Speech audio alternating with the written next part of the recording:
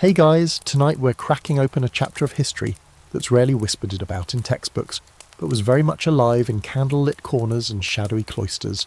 Lust, sex and sin in the Middle Ages. And before we start, just a heads up, you probably won't survive this.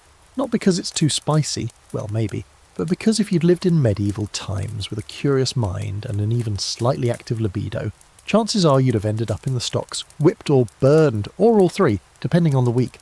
So before you get comfortable, take a moment to like the video and subscribe, but only if you genuinely enjoy what I do here. Also, I'd love to know, what city are you watching from, and what time is it where you are? Now, dim the lights, maybe turn on a fan for that soft background hum, and let's ease into tonight's journey together. You start tonight's pilgrimage not in a bustling medieval town or a sultry tavern, but in a monastery. Yeah, not exactly where you expect to find a lot of sin. The air smells like candle wax, damp stone and something faintly medicinal. It's quiet, eerily so. The kind of quiet that makes every cough feel like a thunderclap. But even here, tucked away behind thick monastery walls and layers of vows, desire flickers like a stubborn flame. The monks around you wear wool robes, their hair shaved in a circular pattern known as the tonsure. They're supposed to have renounced the pleasures of the flesh. Lust is an enemy here, a prowling beast. And yet, you notice how Brother Thomas avoids Sister Agnes's gaze just a little too pointedly during Mass. His fingers twitch when she walks past. She, in turn, clutches her rosary tighter than seems strictly necessary. You learn quickly that this isn't some one-off scandal. Medieval monasteries were battlefields of the body. Monks and nuns fought constant, exhausting wars with their own thoughts.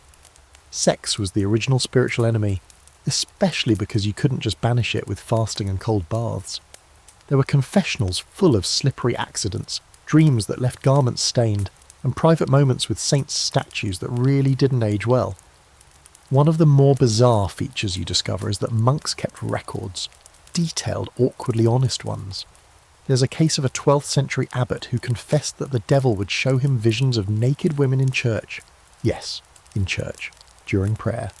And did these visions tempt him? Oh, absolutely! He once described being so tormented he rammed his face into the cold floor to calm himself down. Didn't work, by the way. In fact, some monasteries became infamous for their not-so-holy behaviour. There's one story from France in the 11th century where the entire male and female communities of a double monastery were discovered in, let's call it, an elaborate entanglement. And not metaphorically. The church responded by shutting it down and calling the whole place a brothel in disguise. What makes this more ironic is how monastic life was sold as the ultimate escape from sin. Want to flee the temptations of the flesh? Easy. Take vows. Eat bland food. Chant Latin. Shave your head. But spoiler alert, it didn't work. If anything, isolation made things worse. Think about it. 0 distractions, long hours alone with your thoughts. The expectation of purity hanging over your head like a guillotine. That's basically an erotic pressure cooker. And don't think the women were exempt. Nuns wrote about their struggles too, sometimes in code, sometimes not. One 14th century nun described her nightmares of being seduced by black beasts with burning breath, classic incubus imagery, and wrote entire prayers begging God to harden her soul so she wouldn't... Well, you get the idea. There's even debate among historians about how many of these supernatural accounts were metaphorical versus an actual way to exploit desire they couldn't process otherwise. Some scholars argue that calling it a demon was safer than saying I'm horny and I hate it. Now, let's take a quick detour to the stranger side of the monastery. Did you know some monks trained themselves to dream lucidly just so they could avoid lustful imagery while asleep? Like literal dream yoga, but the medieval Catholic guilt-saturated version. One obscure monk named Heinrich claimed he could recite psalms in his dreams to drown out any seductive thoughts. Was it true? Who knows? But the fact that they even tried that tells you how desperate they were. And then there's the elephant in the cloister, actual affairs. Despite all the rules, plenty of monks and nuns had secret relationships. Smuggled letters, nighttime visits, hidden tunnels. A few were even discovered with children. That's right, children. In some convents, pregnant nuns were quietly sent away to repent, and the child either ended up abandoned or mysteriously adopted by local villagers. The official line, miraculous conception or trickery by the devil. Sure, Jan. Still, not all monks were tragic cautionary tales. Some were fully committed to suppressing their desires, and a few managed it. There were saints who allegedly never once had a sexual thought, and others who claimed to have achieved total purity. But here's the debate. Did they really? Or were they just very good at hiding it, or redefining what pure meant in their journals? Either way, your stay in the monastery leaves you with this weird dual feeling, awe at the intensity of their struggle, and sympathy for the fact that these people were told that even thinking about sex meant damnation. That's a tough burden, especially when, let's be real, people are gonna people, even in 1142. You leave through a side door as the Vespers begin, the chant rising behind you like smoke.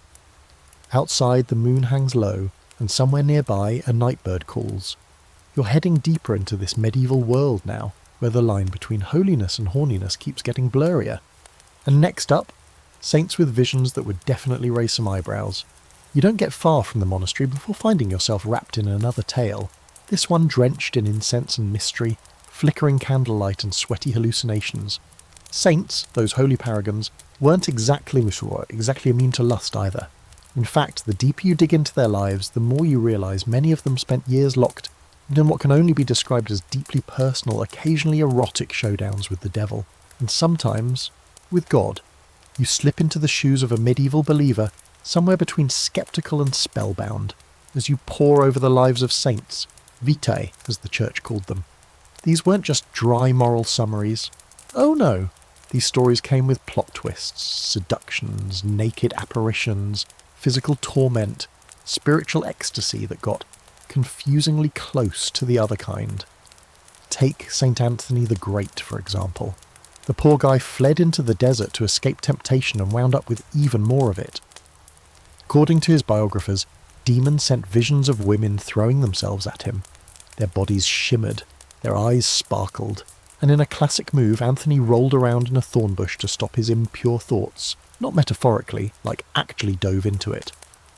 You're not sure if that worked, but you can't deny the dedication. But it's not just men, the female saints get even weirder. Meet St. Catherine of Siena. She took a vow of virginity at 7. 7. As an adult, she claimed she was spiritually married to Christ, even receiving a ring that, according to her, was made from the foreskin of Jesus. Yep. You blink, reread, and there it is again. Foreskin. Medieval hagiography had no chill. And then there's St. Teresa of Avila. Although technically she lived a bit after the medieval period, her writings reflect centuries of mystical eroticism. She wrote of an angel piercing her heart with a flaming spear, causing her to writhe in pain and joy so intense it left her utterly consumed. If that sounds vaguely like a romance novel scene involving divine BDSM, you're not alone. Scholars still debate whether these visions were purely spiritual or whether Teresa was channeling suppressed desires into her metaphysical language. Some even argue she was having out-of-body orgasmic experiences and just didn't have the vocabulary for it, so she called them divine ecstasies. These accounts weren't fringe tales tucked away in dusty corners. They were popular, were widely read, even used as instructional material for other devout souls. The takeaway was clear. Spiritual perfection required confronting lust head-on, and the way you defeated it? Well, often by enduring increasingly surreal, occasionally sexy torments. But here's the twist that makes you raise an eyebrow. Sometimes the saints enjoyed the visions. There are passages where the tone shifts, from horror to awe, from disgust to wonder. Saint Lutgardis, a 13th century mystic, claimed that Christ kissed her on the mouth, like romantically. In one vision, his hands caressed her heart. She felt flooded with warmth and heard divine music. Was it symbolic? Maybe. Was it also the only acceptable framework for a woman in that society to describe any kind of intense pleasure? Almost definitely. That's where the open debate comes in. Were these saints truly transcending the flesh, or just finding loopholes? Some modern historians suggest these holy visions were often the only safe container women had to express desire, intimacy, and pleasure. A kind of spiritual drag show, where they slipped into a role society allowed and used it to say what they couldn't say openly. Even stranger, some of these visions mirrored common erotic tropes of the time. The swooning, the breathlessness, the feeling of being overcome, helpless. The language of religious ecstasy bled into erotic poetry and vice versa. And honestly, after a few hours reading through these saintly accounts, you start confusing them with courtship scenes from romance tales. One moment you're reading about a nun's dream of being enveloped in divine light, the next she's describing a sweetness unlike any earthly touch. You start suspecting these women had very vivid imaginations and very few outlets. Meanwhile, the church walked a delicate tightrope. On the one hand, these mystical experiences were signs of divine favour. On the other, if a vision got too spicy, suspicions of heresy, madness, or even demonic possession weren't far behind. Plenty of mystics, especially women, walked that dangerous line. Be too pious, and you might be declared a living saint. Be too sensual about it, and you might find yourself on trial. You duck into a small chapel to catch your breath.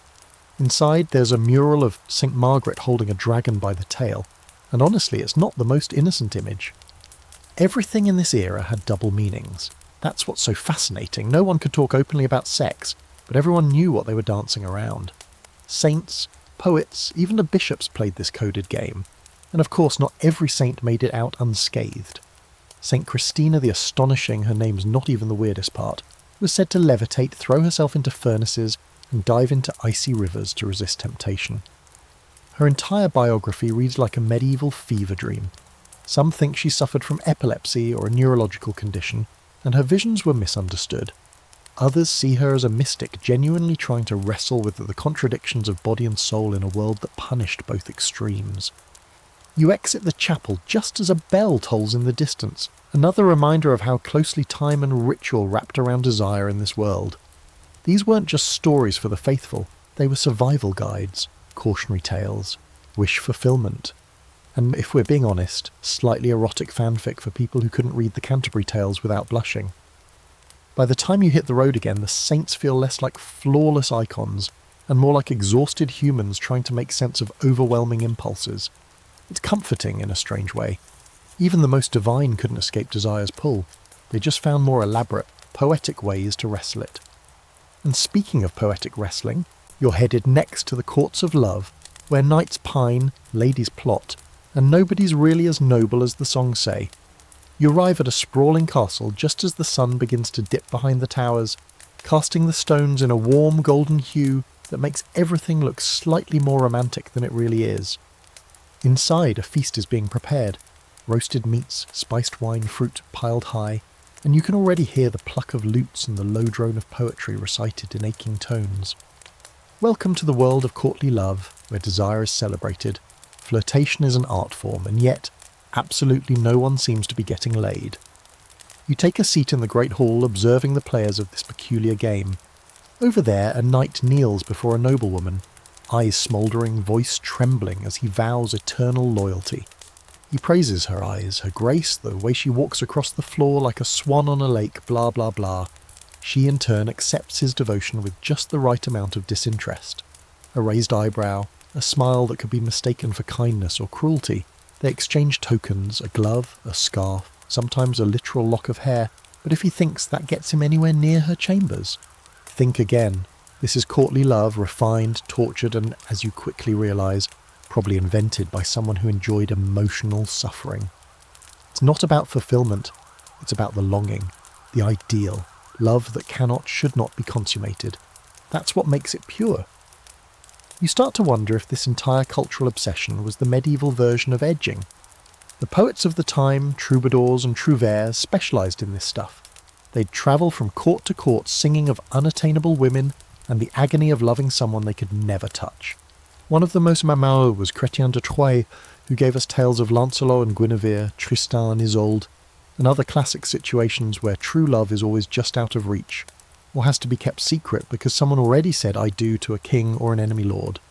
And yes, while these stories were technically fiction, they shaped the actual behaviour of the nobility. People mimicked what they read. Ladies would flirt just enough to inspire devotion, but not so much as to lose control. Knights would perform absurd feats, jousting, slaying beasts, writing sonnets by candlelight, all for a single smile or whispered word. You start to think maybe the real reward was the performance itself. The idea that wanting was nobler than having. But here's the kicker. That's all on the surface. Scratch a little deeper, and it turns out these chaste declarations were often just a glossy cover for very real affairs. Especially at court, where political marriages were the norm, love often had to be found elsewhere. You trail a few couples into side corridors, watching the masks drop the moment they're alone. The longing becomes touching, the poetry becomes whispers, and the noble restraint becomes an excuse to sneak off behind the tapestry. One particularly juicy example, Eleanor of Aquitaine and her court of love. She's one of the most powerful women of the 12th century, and she basically hosted salons where ladies debated the rules of romantic behaviour like it was a medieval episode of The Bachelor. Should a man pursue a married woman? Should jealousy be encouraged? How do you test a lover's loyalty? It sounds all very polite and philosophical, until you realise many of the participants were embroiled in affairs of their own, often with the very knights writing those swoony poems. Still, this whole courtly love thing had strict rules. One big one. It was supposed to be non-physical. That kept it from being technically sinful. The church didn't love it, of course. It seemed suspiciously secular, all about earthly desire instead of divine love. But it was hard to condemn someone for saying they admired someone else's soul, especially when the admiration came with such lovely metaphors. But the lines blurred constantly. You discover a story of a nobleman who cut himself with a dagger to prove his devotion to a lady who refused him.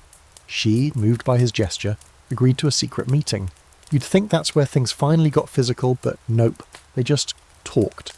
She told him he'd earned her heart, and he promised to serve her until death. That was it. Everyone left disappointed, including you. And yet these relationships carried immense weight. A single flirtation could destroy reputations, ruin marriages, even spark wars. Kings got jealous, queens got clever, knights switched sides. You watch it unfold in slow motion, the way a look becomes a rumour, and a rumour becomes scandal. One lady of the court passes you and mutters, "It's not the love that's dangerous, it's the politics." She's not wrong. There's also the fringe theory you stumble across. Some scholars believe that courtly love was actually a kind of literary smokescreen for real-world power negotiations. Noble women, so often pawns in arranged marriages, used the rituals of courtly love to assert influence. By choosing who to favour, who to tease, who to shame in front of others, they subtly controlled social dynamics. So maybe that glove wasn't just a token, it was a chess move. And then there's the sex, or lack of it. Some historians argue that courtly love was a kind of proto-erotic theatre, a way to sublimate desire into something socially acceptable. Others insist there was sex, just hidden behind metaphor and poetic layers thick enough to confuse any chaperone. After all, medieval texts rarely said things outright. Instead of, they slept together, it was, he took shelter in her garden. You know, very subtle. By the end of the evening you realise you've been watching an elaborate masquerade. Everyone pretending to be above the flesh, while quietly negotiating access to it. Lust, here, wears a mask of longing. It's choreographed, constrained, and still somehow manages to burn through the silk and lace and fan fluttering like wildfire. You step outside the hall, the night cool and perfumed with rose petals and wine. Somewhere behind you, a poet is still reciting to a half-interested duchess. But you're headed somewhere different now. You've seen how the nobles pretend. It's time to see how the peasants really live, and how they get around having no privacy, no power, and no poems. You leave the glittering world of nobles behind. No more velvet drapes or lute music. No more fan dances of flirtation. Now the air is heavier, thick with the scent of damp earth, wood smoke and livestock. You're standing in the centre of a medieval village, somewhere in northern Europe, maybe England or France. The houses are cramped and close together, made of timber and thatch, and there's no such thing as personal space, let alone privacy. But that doesn't mean people here don't fall in love, or lust, or end up tangled in bedrolls on chilly nights. In fact, they often do, or without the luxury of silk bedsheets or carefully coded poetry. You peek into one of the cottages, ducking beneath the low doorway. The interior is a single room, one bed, maybe two if they're lucky. Parents, kids, and sometimes even a goat all sleep within feet of each other. And here's where things get resourceful. There's a tradition in some regions called bundling, or bed courtship, where a young couple, often in their teens, is allowed to lie together in bed with clothes on to talk, bond, and test their compatibility. Yes, you heard that right. In bed, together, usually with a wooden plank or a sackcloth between them, but still, more progressive than you'd expect. Of course, the idea was that they wouldn't have sex, that they'd just, hang out, supervised intimacy. But let's be honest, they were teenagers, they were curious, and that they were surrounded by hay. You do the math. And sometimes this led to what was charmingly called premarital negotiation. If a girl became pregnant, the community often expected the young man to marry her. Shotgun weddings weren't uncommon, and neither was the quiet acceptance that, hey, maybe the bundling bag was more symbolic than effective. What surprises you is how communal all this is. In a society where privacy is almost non-existent, the community becomes both witness and judge of romantic relationships. Neighbours gossip, families keep tabs, and public reputation can make or break a courtship. You hear about a ritual where village women would inspect the bedsheets after a wedding night to confirm consummation had occurred. If the sheet was bloody, all was well. If not, rumours flew. You wonder how many clever brides pre-stained the fabric just to avoid scandal. Sex among the peasantry isn't shrouded in the same performance of chastity as it is among the nobility. It's part of life, practical, sometimes tender, sometimes hurried. You watch couples steal moments behind haystacks or in the forest, where birdsong and the rustle of leaves provide a thin veil of cover. A few are caught, sure, but punishment is often lighter than you'd expect. A small fine may be public penance. Everyone knows desire doesn't wait for the church's blessing. That said, there were rules, and crossing certain lines could be dangerous. Adultery, especially if it involved someone of higher status, could lead to exile, flogging, or worse. But among the lower classes, sexual transgressions were often handled within the community. You witness a strange custom called charivari, where a man who married a much younger woman, or someone suspected of infidelity, gets paraded through the village on a donkey, while people bang pots and yell insults. It's half punishment, half performance, and it reeks of petty vengeance disguised as moral outrage. Still, there's humour here too, a kind of earthy acceptance. One local midwife, a stout woman with a gap-toothed smile, pulls you aside and says, "The Lord can keep his sermons, babies come when they want." She's attended dozens of births, some from married couples, some not, and doesn't seem particularly scandalised by any of it. She even jokes about how many noblemen have left their blessings in village cradles. And yes, that's a thing. Noblemen would sometimes use their power to take advantage of peasant girls, leading to awkwardly mixed-status children who are often quietly absorbed into the village fabric, or not so quietly cast out. One thing that stands out is how marriage itself isn't always a grand event down here. Sometimes it's just a handshake in front of witnesses, a verbal agreement that they'll share work, food and a bed. The church wants a priest involved, of course, but in many cases, local custom rules the day. If you live together, if everyone sees you as a couple, then that's that. It's marriage by consensus, and surprisingly flexible until it isn't. Of course, there's always someone watching from the margins. You meet an old widow who whispers about the woods women, young girls who disappeared into the forest to avoid shame after a pregnancy, or who practice their own kind of folk magic to control fertility. There are herbs passed in secret, teas that bring on the moon, and charms tied under skirts. Some of it's practical, some of it's superstition. All of it reveals how deeply women tried to maintain control in a world that often denied them agency. And this is where you hit the quirky fact of the night. In some parts of medieval Europe, young couples would carve love runes into tree bark, not just as a romantic gesture, but as a kind of spiritual insurance policy. If they couldn't afford a priest's blessing, the tree would do. It was natural, eternal, and frankly more available than a bishop. You pass one such tree, hearts carved into the bark, initials barely legible, and wonder how many generations of secret love stories it's absorbed. Scholars still argue about just how common sex before marriage was among peasants. Some point to church records full of fines and punishments. Others say those records only show the rare cases that caused scandal. What's clear is that the rules on paper and the reality in the field rarely lined up. Desire finds cracks. It grows in the shadows. And in medieval villages, it shaped lives in ways more honest, and sometimes more humane, than all the noble poetry in the world. You leave the village behind, your boots muddy, your mind swirling with images of flickering hearths, whispered promises, and stolen kisses behind barn doors. The peasants may not have had silks or ballads, but they had passion, risk, and moments of tenderness carved into the bark of trees. Next, you're heading back to the cloisters, but this time the women are running the show. nuns with ink-stained fingers and some surprisingly spicy secrets. You step through a creaking wooden gate into the walled stillness of a convent, half expecting to be met with angelic chanting and the scent of incense. Instead, you're greeted by the sharp tang of vinegar and a surprising note of roasted onions drifting from the kitchen garden. The air is clean but thick with unspoken stories. Nuns glide across the courtyard with practiced grace, habits flapping in the breeze, eyes lowered, hands folded. Yet behind the serenity there's a pulse. Something vibrant and human beats beneath the linen and Latin. You can almost feel it. Inside the convent walls, it's supposed to be a sanctuary from sin, a haven from temptation, and a place where women devote themselves entirely to God. And sure, on the surface, everything follows the script. There are prayers, chants, hours of silence, and manuscripts copied with almost obsessive precision. But soon, you realise this place is far more than a retreat from the flesh. It's a community of women, thinking, feeling, dreaming, and yes, occasionally fantasising just like everyone else in medieval society. And they kept records. You find yourself in the convent library, where the air smells of old parchment and beeswax.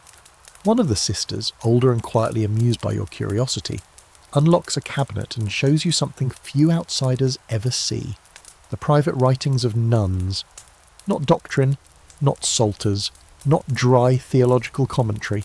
No, what she lays before you are diaries, fragile collections of yearning and shame, visions and desire scribbled between prayers and poems. Some of it's spiritual, yes, but not always the way you'd expect. One entry you read describes a dream where the writer sees the Virgin Mary cradling her with a tenderness that sounds less like maternal comfort and more like an overwhelming wave of bliss.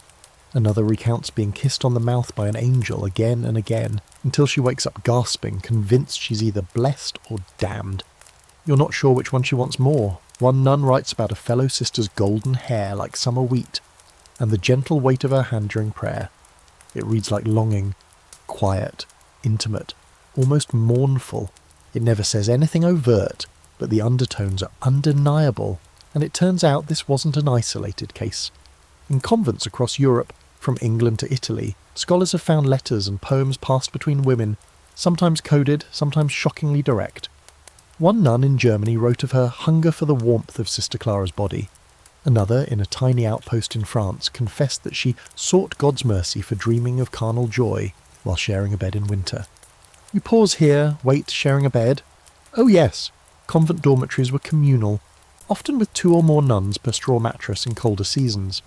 It was practical, economical, and in some cases, an unexpected invitation for intimacy.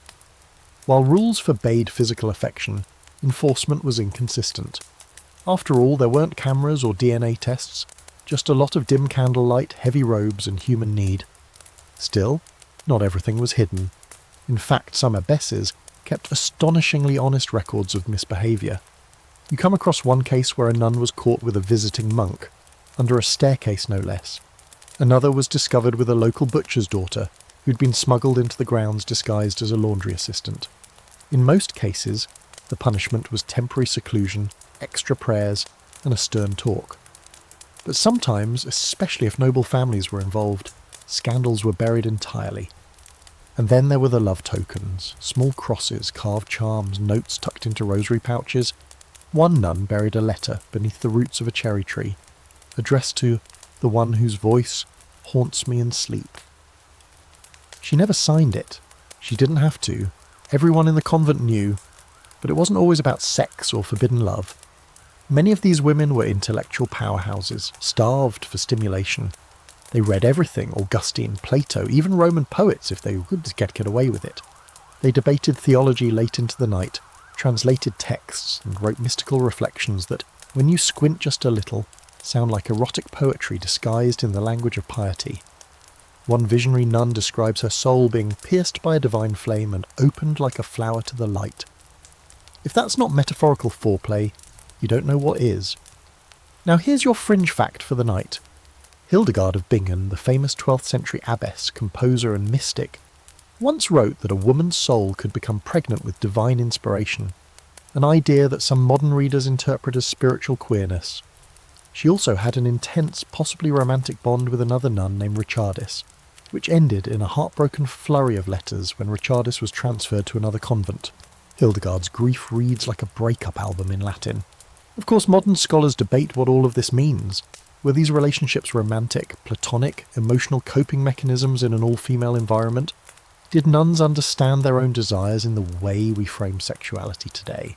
There's no single answer. What's clear is that these women lived full, complex emotional lives, far from the image of passive celibate angels that church propaganda liked to project. You also learn that many women didn't choose the convent freely. Families often sent daughters here as a financial decision or political strategy. If you weren't beautiful enough to marry advantageously or had too many sisters ahead of you, off to the nunnery you went. Some embraced it, others didn't. One diary has a single heartbreaking line: "I do not love my vows, but I obey them." It hits harder than any sermon, and let's not forget the occasional outliers, the rebellious nuns who snuck out of the convent at night, visited taverns, and even took lovers. In 14th century Italy, one group of nuns was discovered hosting masked dances in their cloister complete with hired musicians. When church officials arrived, they found wine, laughter, and a suspicious lack of guilt. The women were reprimanded, of course, but not expelled. Why? Because some of them were related to bishops. Surprise! As you walk back through the cloisters, moonlight falling through arched windows, you hear the echo of a hymn rising from the chapel. It's beautiful, haunting, but layered beneath the melody is the undeniable truth that these women, so often imagined as blank slates of virtue, were just as full of longing, conflict, imagination and secrets as anyone else. Maybe even more so, tucked away from the world with only candlelight and each other for company. Next you'll slide into a confession booth, where the air is thick with incense and whispered sin, and on the other side of the screen, a priest who might be more familiar with temptation than you'd expect. You step into the shadowed hush of a stone church, where stained glass throws scattered pools of coloured light across worn pews, and the scent of centuries-old incense clings to every surface. The altar gleams in the distance, but your attention is drawn to a far darker corner, the confessional booth. It's an odd little wooden structure, like a confessional closet with secrets wedged into its grain. You slip inside, close the curtain, and find yourself breathing the same musty air as generations of sinners who've crouched here before you. On the other side of the screen, a priest clears his throat, and what unfolds isn't exactly what you'd expect. In theory, the medieval confessional is a sacred space, a channel for cleansing the soul, a ritual for laying bare one's most shameful desires before God. But in practice, well, that's where things get complicated. Because the person behind the screen isn't just a holy man, he's human, with ears and curiosity and, let's be honest, sometimes questionable restraint. Confessions could be brutally explicit. People came to priests not only to beg forgiveness, but also to ask whether the particular thing they did with their spouse, or their neighbour, or a travelling minstrel technically counted as a sin. You hear one such confession, a young man trembling as he whispers that he allowed a girl to touch his shameful member while bathing. The priest responds not with outrage, but with a series of probing questions, some of which sound less like spiritual guidance and more like personal research. That's not entirely surprising. Priests were often the most educated men in the village, but that didn't make them immune to lust. In fact, some had more access to temptation than most.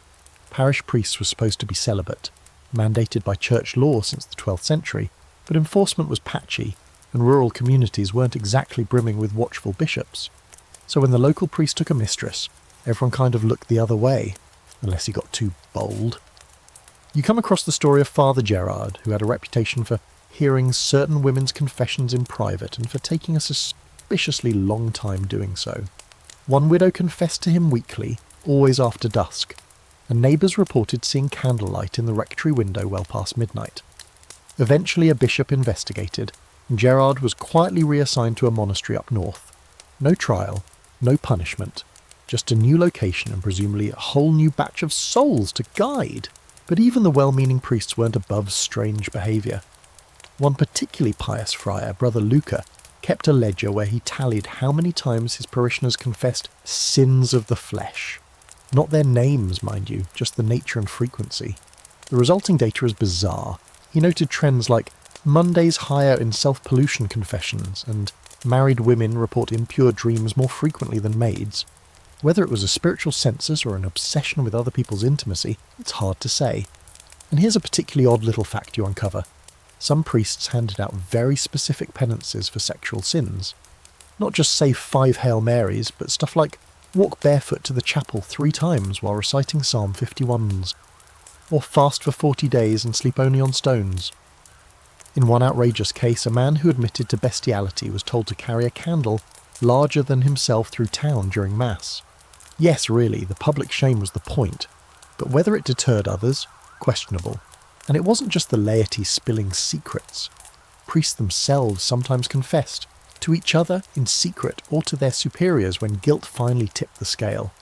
There are records of priests admitting to sleeping with nuns, with widows, even with their own housekeepers. Some expressed genuine remorse. Others offered justifications. She was lonely. I thought we were married in God's eyes. One particularly bold priest simply wrote, "The flesh was stronger than the soul, I regret little." Of course, not all priests were libertines in robes. Many took their vows seriously, wrestled with their desires, and confessed their own thoughts with anguish. But even they weren't spared suspicion. A priest who was too handsome, too gentle, or too friendly with women might be accused of inappropriate behaviour regardless of whether he ever slipped. In a world where sex and sin were tangled into a single knot, even a warm smile could be a scandal waiting to bloom.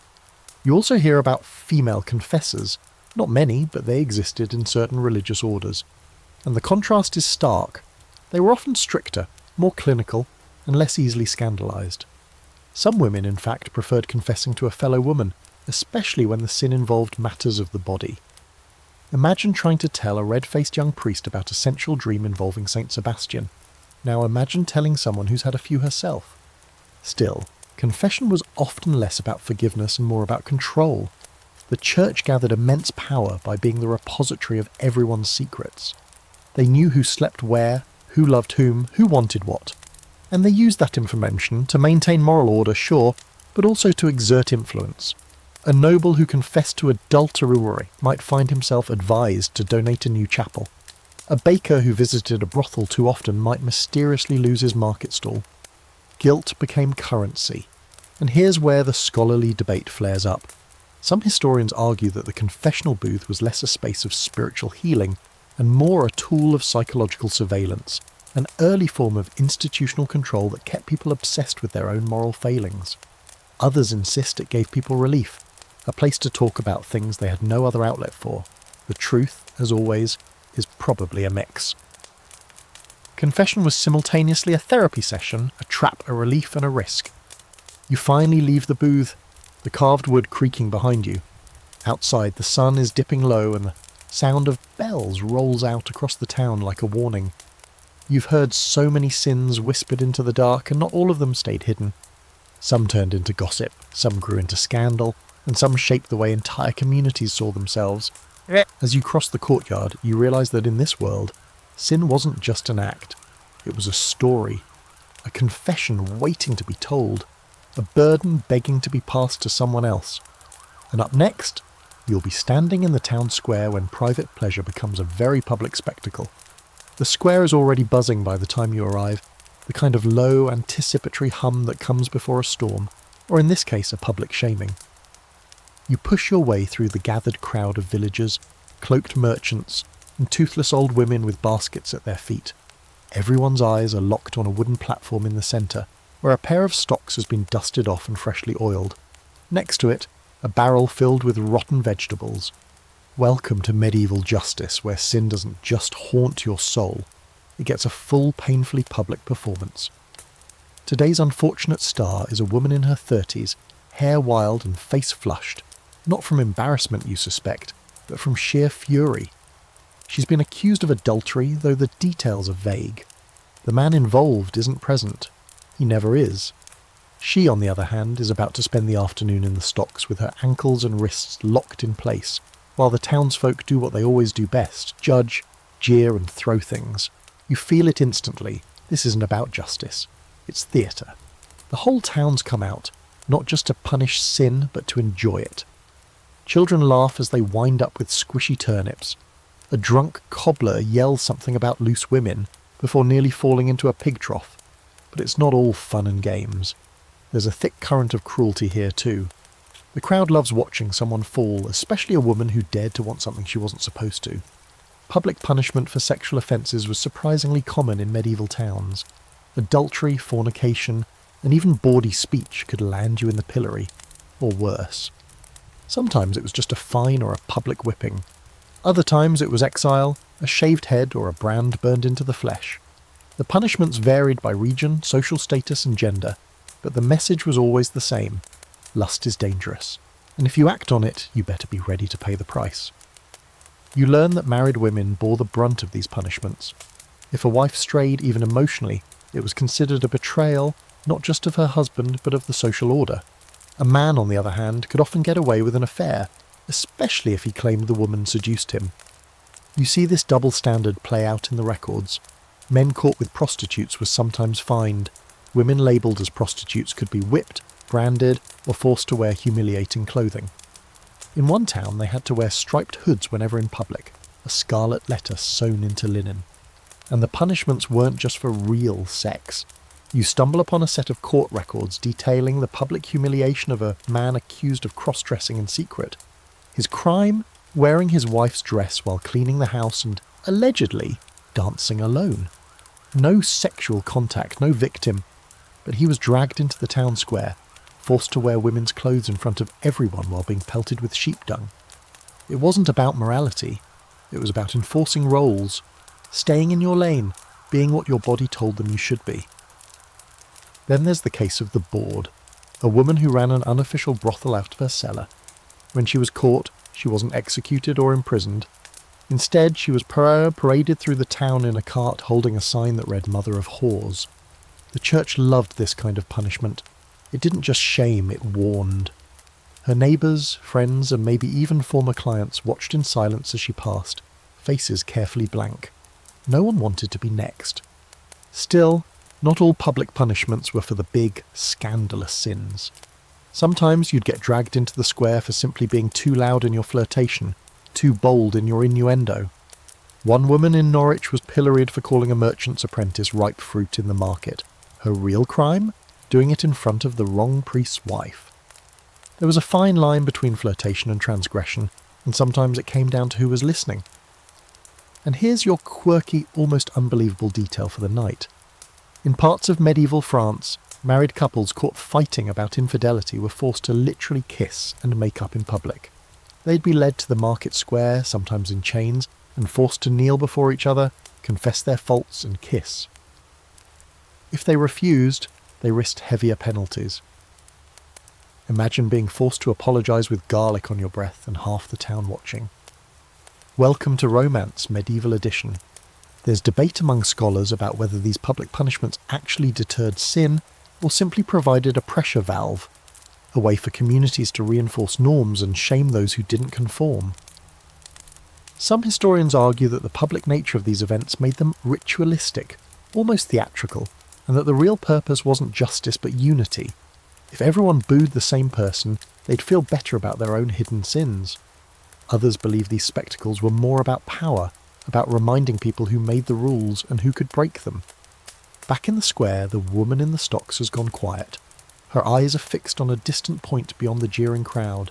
The vegetables have stopped flying. People are losing interest. Someone starts playing a flute. The moment's passed. Tomorrow someone else will be in her place.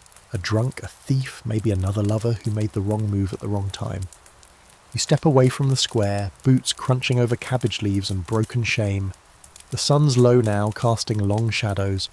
It's strange how easily pleasure flips into punishment here, how the things people crave become the weapons used against them, and yet despite the risk, they still keep craving. Next you'll head into darker territory, where lust isn't just punished, but demonized. Lettre de. A woman is about to stand trial for consorting with something infernal. You might want to keep your crucifix handy. You arrive at the edge of a village just as the torches are being lit, their flames casting jagged shadows across the timber-framed houses. The air is heavy with damp earth and wood smoke, but there's something else underneath it, something sharper. Fear. It moves like a fog through the streets, thickening near the church where a crowd has gathered. They're not here for prayer, they're here for a trial. And not just any trial, this is the kind where accusations burn hotter than facts and demons are given names. A woman is being accused of laying with the devil himself. Her name is Isabeau, mid-30s, widowed, herbalist, mother of 2, and unfortunately for her, she's also attractive, self-sufficient, and rumoured to know which plants bring on the blood or still a restless husband. These days, that's enough to get you branded a witch. But when you squeeze through the crowd and get a glimpse of her, hands bound, dress torn at the sleeve, eyes burning with fury, you can tell this is about more than herbs or local gossip. Someone's accused her of sex with a demon, and everyone seems a little too ready to believe it. The priest, puffed up with righteousness and beard oil, reads the charges aloud in a voice that wavers just enough to sound theatrical. She did consort with a demon in the likeness of a man. She did allow the creature to enter her body through unholy means. She did cry out in pleasure rather than pain. The crowd shifts, murmurs ripple, some cross themselves, others look a little too curious. You find yourself leaning in too. Not out of voyeurism, okay, maybe a little, but because you know how these stories go. Isabeau won't just be questioned about her soul. They'll want details. What did the demon look like? Did it have claws or hooves? Did it speak in tongues or whisper sweet nothings in her ear? And yes, that's what they're asking. Right now, with a notary writing it all down.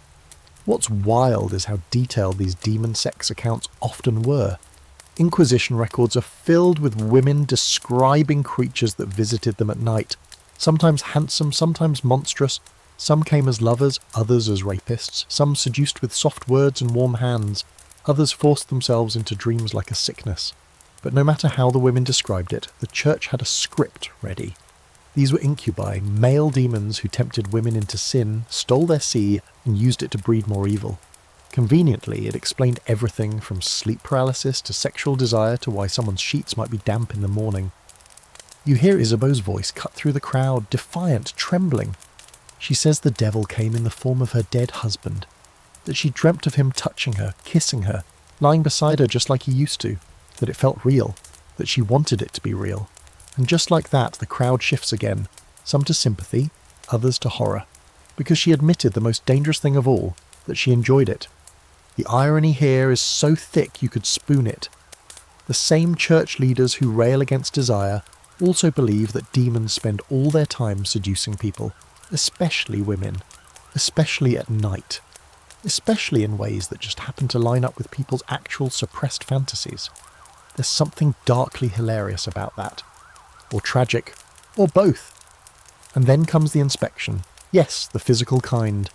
A midwife is brought forward to search Isabeau's body for a witch's mark, some mole, blemish, or patch of skin insensible to pain.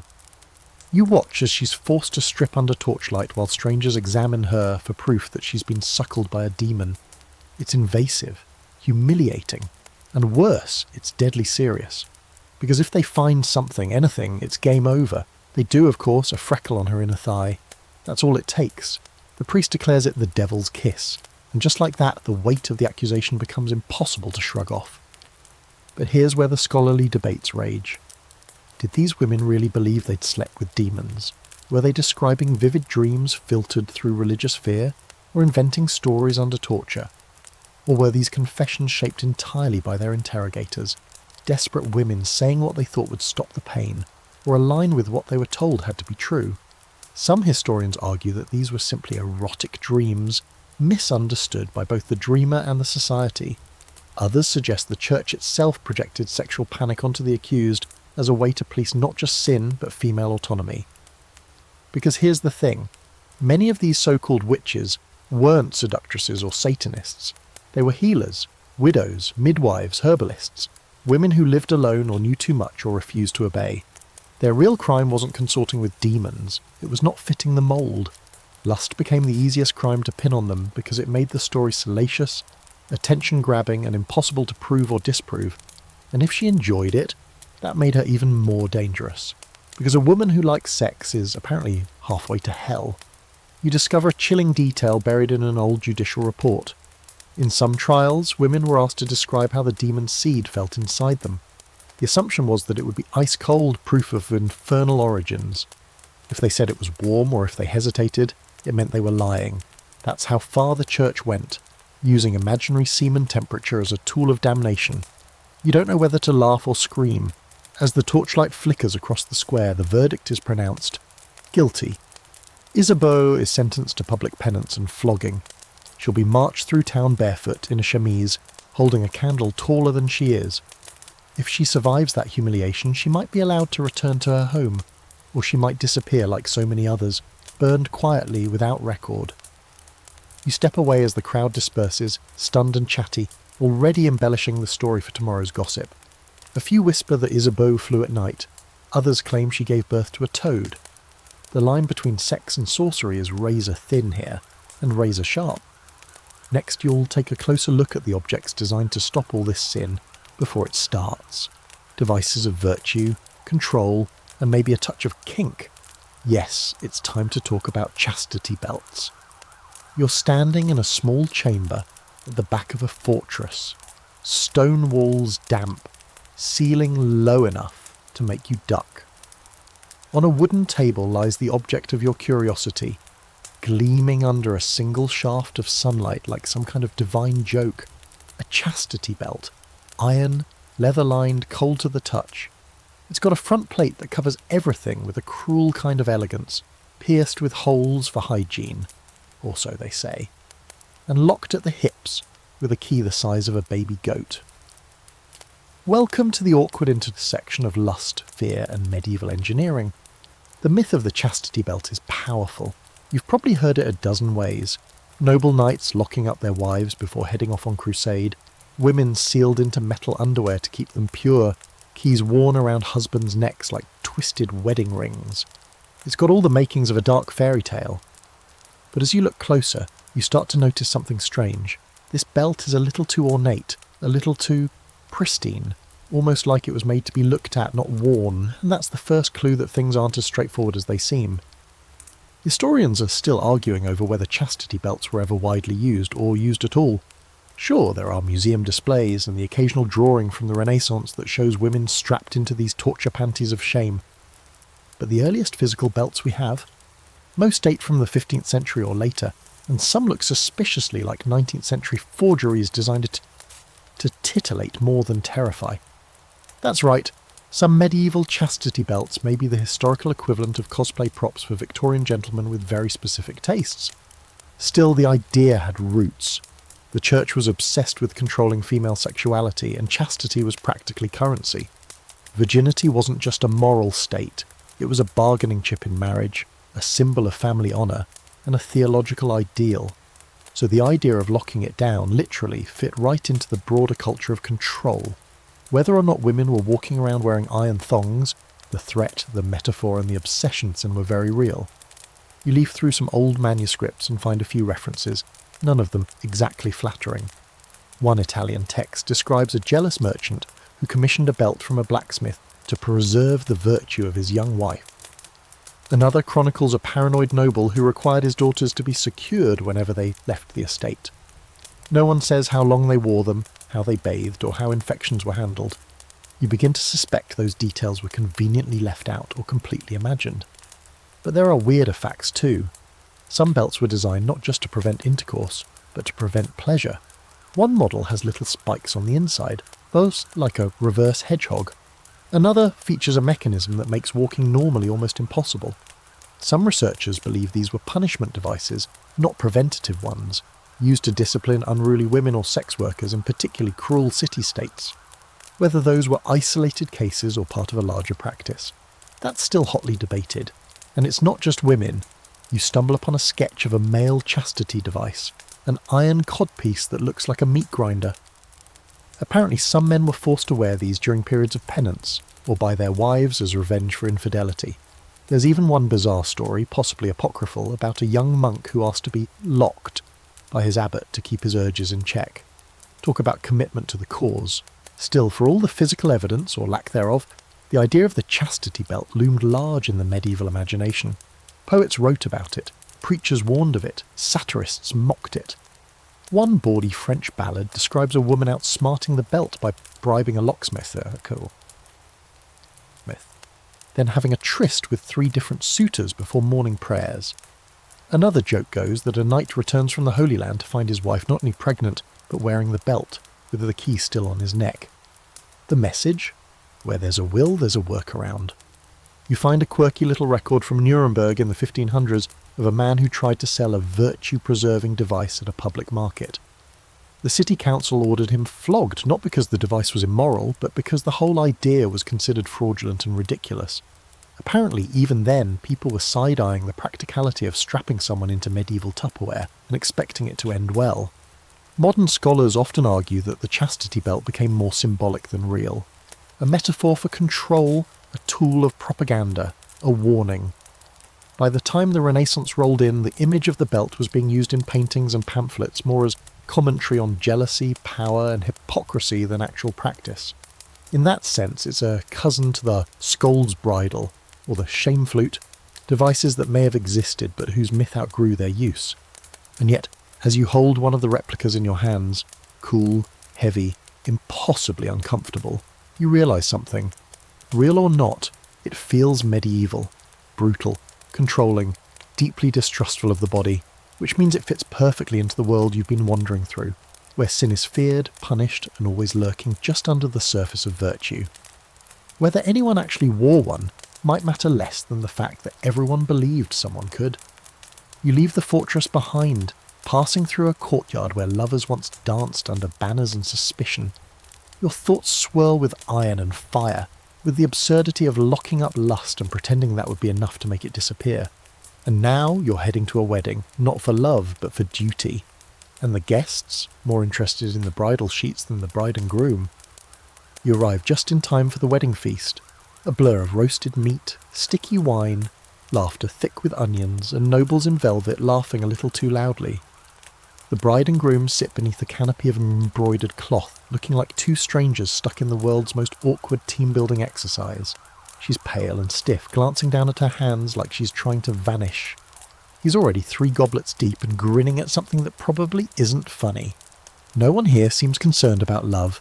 They're waiting for the real show, the bedding ceremony. Yes, the moment when all pretense drops and the new couple is escorted, often publicly, to their marriage bed. The crowd doesn't even try to be subtle. They're chanting songs, cracking jokes, making crude rhymes about fruit and animals.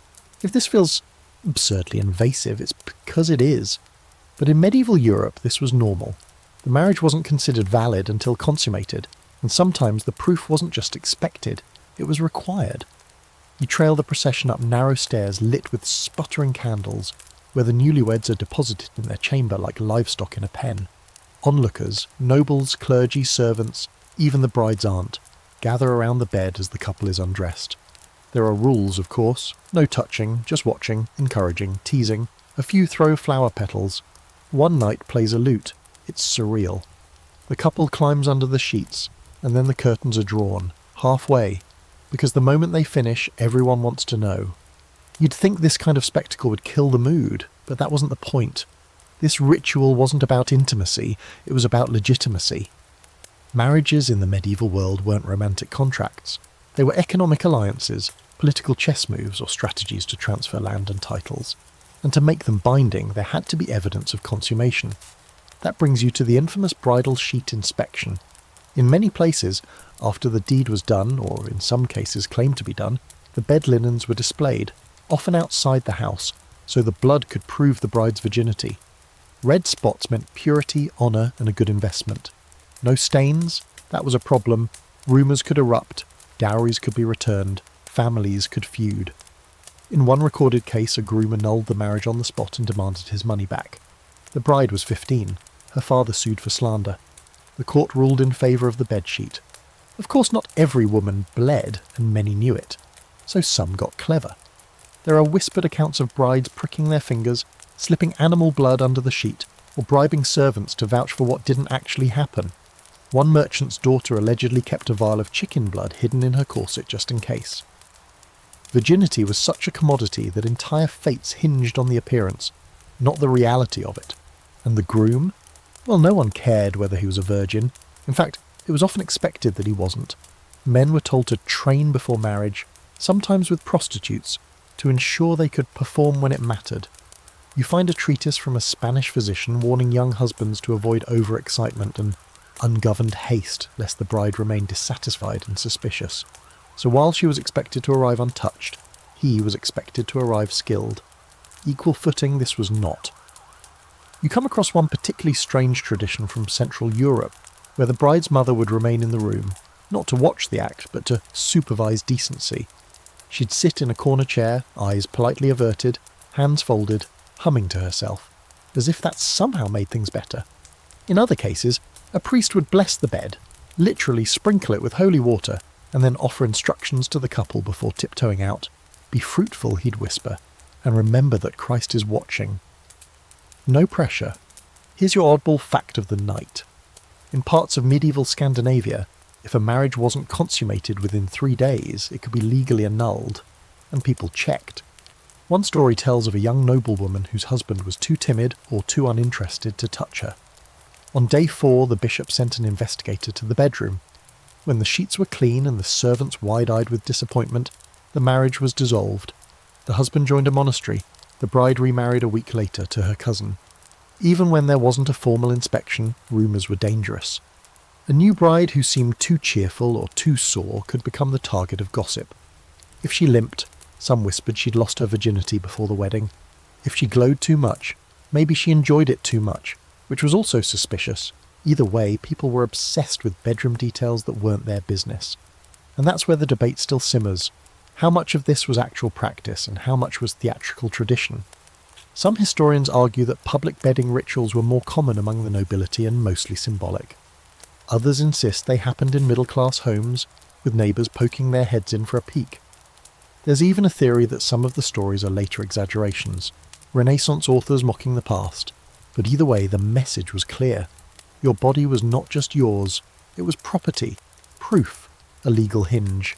As the chamber quiets and the crowd drifts back to their wine, you peek through the curtain. The bride lies still, eyes open. The groom is snoring. The sheet, folded at the end of the bed, already being eyed by the nursemaid. Whether there's blood on it or not, the judgment will come either way. You slip back downstairs as the music resumes, your stomach queasy. Not from the food, but from the sense that nothing about this night was truly private. Not the vows, not the bed, not the love, if it existed at all. Next, you're ducking into a church pew to hear what the priests say about all this. Spoiler, they're not thrilled. And they say they've got a sermon that's about to make you regret your entire body. You slip into the back of the church just as the priest mounts the pulpit, robes swishing like a curtain rising on a one-man morality play. The pews are packed.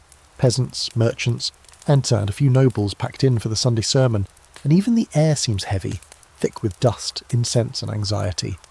The priest clears his throat, lifts his arms with theatrical flair, and begins. The topic? Lust. Again. Always. He starts with a warning. The body is a vessel for temptation, he intones, and lust is its captain, steering us straight into damnation. You lean back, half curious, half dreading what comes next. Spoiler, it's not going to be subtle. The sermon rolls forward like a war drum. Sex outside of marriage is sin. Sex in marriage without the intent of procreation, also sin. Thinking about sex, sin. Looking at someone with desire, double sin. You can almost hear the collective clench of an entire village trying not to remember last night. The church, especially in the later Middle Ages, was on an all-out mission to control the human body, and nowhere did it try harder than in the realm of sexuality. You read some of the texts used to guide confession and preaching, and they're more graphic than any romance novel. They categorise sins down to the position, the frequency of all, and even the mood. Did you enjoy it? That's worse. Did you do it with the intention of mutual delight? That's practically Satanism. And yes, there were official lists. One document from the 13th century lists over 30 unlawful sexual positions, along with penalties. Some priests told couples that only missionary was acceptable. Others believed even that was suspect if there was too much groaning. One preacher famously warned his congregation that even a kissing with tongue could summon demons. You look around the church and wonder how anyone managed to procreate at all.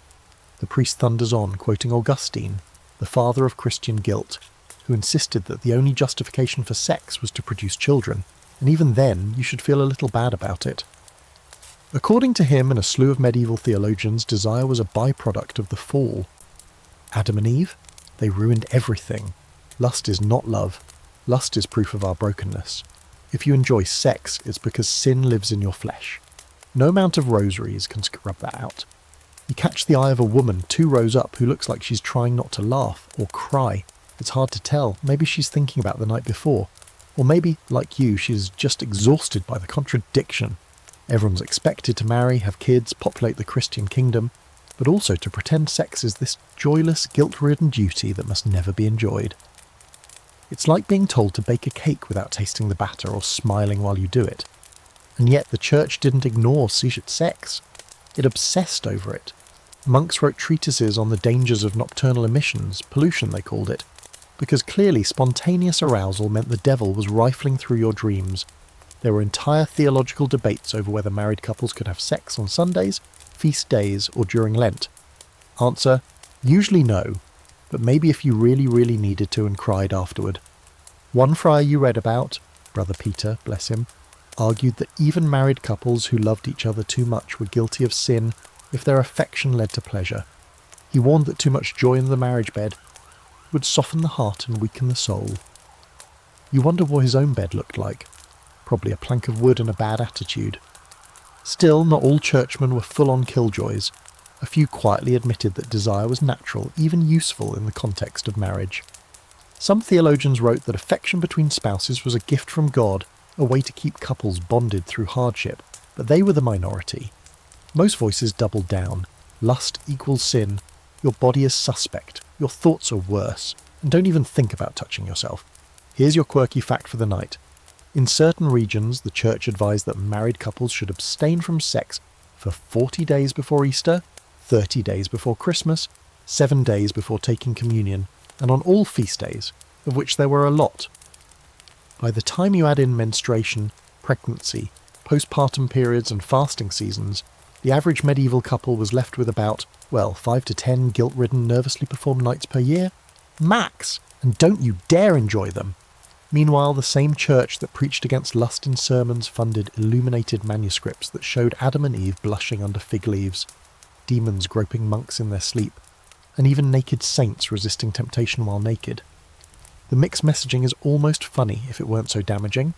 On one hand, sex is dangerous. On the other, look at these pictures of people almost having it. And the debate still simmers in academic circles. Some argue that medieval Christians internalized all this doctrine, living lives of repression and shame. Others suggest that people just nodded along in church and then went back to doing whatever they were going to do anyway. After all, there's no shortage of confessions, court records, and poetry filled with desire, scandal, and not-so-holy thoughts. Maybe people learned to live in both worlds, pious by day, passionate by night. Back in the church, the priest is winding down, his voice softening, as he calls for repentance. Guard your thoughts, he says, for they are the seeds of action. Even a single lustful glance can be the beginning of eternal damnation. You look around at the crowd again, and it's clear, no one here is entirely free of guilt. That's kind of the point. Keep them ashamed and they'll keep coming back, keep confessing, keep donating, keep believing. You slip out the side door as the choir begins to sing, voices echoing off stone in solemn harmonies. Outside, the sun is high and the street smells like life. Cooked onions, fresh bread, unwashed bodies and horses. You inhale deeply. The church may have tried to shame every human urge, but out here, people are still kissing, still loving, still sneaking behind haystacks. Next, you'll follow some of those forbidden glances into darker corners of society, where same-sex love flickered quietly, persistently, beneath the surface of a world that swore it didn't exist. The city narrows around you into quieter corners, alleys shadowed by tall stone buildings, spaces where eyes are less watchful and whispers travel farther than footsteps. You've left behind the sermons and the public punishments, slipped out of the town square where sin is loudly condemned, and into a realm of softer defiance. This is where the things no one dares to name still manage to survive. Same-sex love in the Middle Ages wasn't just forbidden, it was declared impossible. And yet, here you are, walking the same streets where it persisted anyway, stubborn as ivy growing between the cracks. You pass 2 young men seated beside a fountain, shoulders just barely touching. Their conversation is quiet, casual on the surface, but the way they look at each other speaks volumes. A moment too long, a smile too shy. No one would notice if they weren't looking closely. And that's the secret, isn't it? In a world that insists this love doesn't exist, the key to survival is not being seen, or being seen just enough to pass. The church's official stance was simple. Homosexuality was sodomy, and sodomy was a sin so grave it ranked just beneath heresy and witchcraft. Penalties ranged from public penance to mutilation, exile, or execution. But the church also failed to define it clearly. For all the fear-mongering, they didn't really understand what they were condemning. Was it desire? Was it action? Could two people of the same sex love each other without sinning?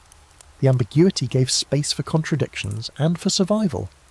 Medieval legal records are scattered with cases that hint at a hidden world. A monk caught writing passionate letters to a fellow brother. A nun transferred after being too close with another sister. A city magistrate fined for hosting inappropriate entertainments in his private garden. One man was dragged before the court in Florence for embracing another in the manner of a lover. The record doesn't say what happened after. It rarely does, but not every story ends in punishment. In some corners of the medieval world, particularly in cities like Venice, Florence, and Paris, same-sex desire flourished under layers of denial and clever euphemism. You come across the word fraternitas, meaning brotherhood, used in records of unusually intense male friendships. In convents, amicitia, or spiritual friendship, was a popular term for deep, emotionally bonded relationships between women. Were these truly platonic? Maybe. Maybe not, but they offered a safe way to say, I love you, without drawing too much attention. One of the most remarkable examples you stumble upon is the case of John and William, two Englishmen from the 14th century who were arrested for living together as husband and husband. The record is thin, but it's clear they had some form of commitment. Shared property, shared bed, shared reputation. The authorities didn't quite know what to do with them. They were fined, released, and mostly left alone. An exception rather than a rule, but a sliver of light nonetheless. And then there's the poetry, so much of it hiding in plain sight. You find a Latin poem written by a monk to his beloved, filled with yearning that's too tender to be anything but romantic. When I see you, my heart is restless, he writes. When you leave, my soul retreats into silence. It's possible to read it as spiritual longing, but the way he describes the other man's mouth, his hands, his scent, makes it hard to ignore what's really going on.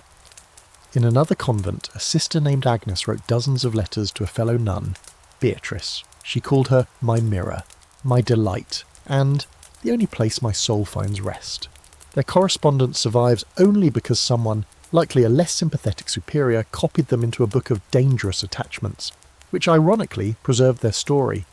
And here's a quirky detail for the night. In 14th century France, some men in same-sex relationships took part in mock weddings, complete with rings, vows, and even bride prices.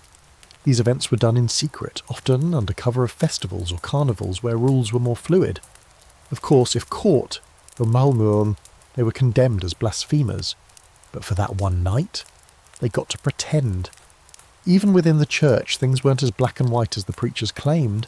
Some monastic orders tolerated deep same-sex bonds, as long as they were expressed through letters or poetry and not, actually acted upon.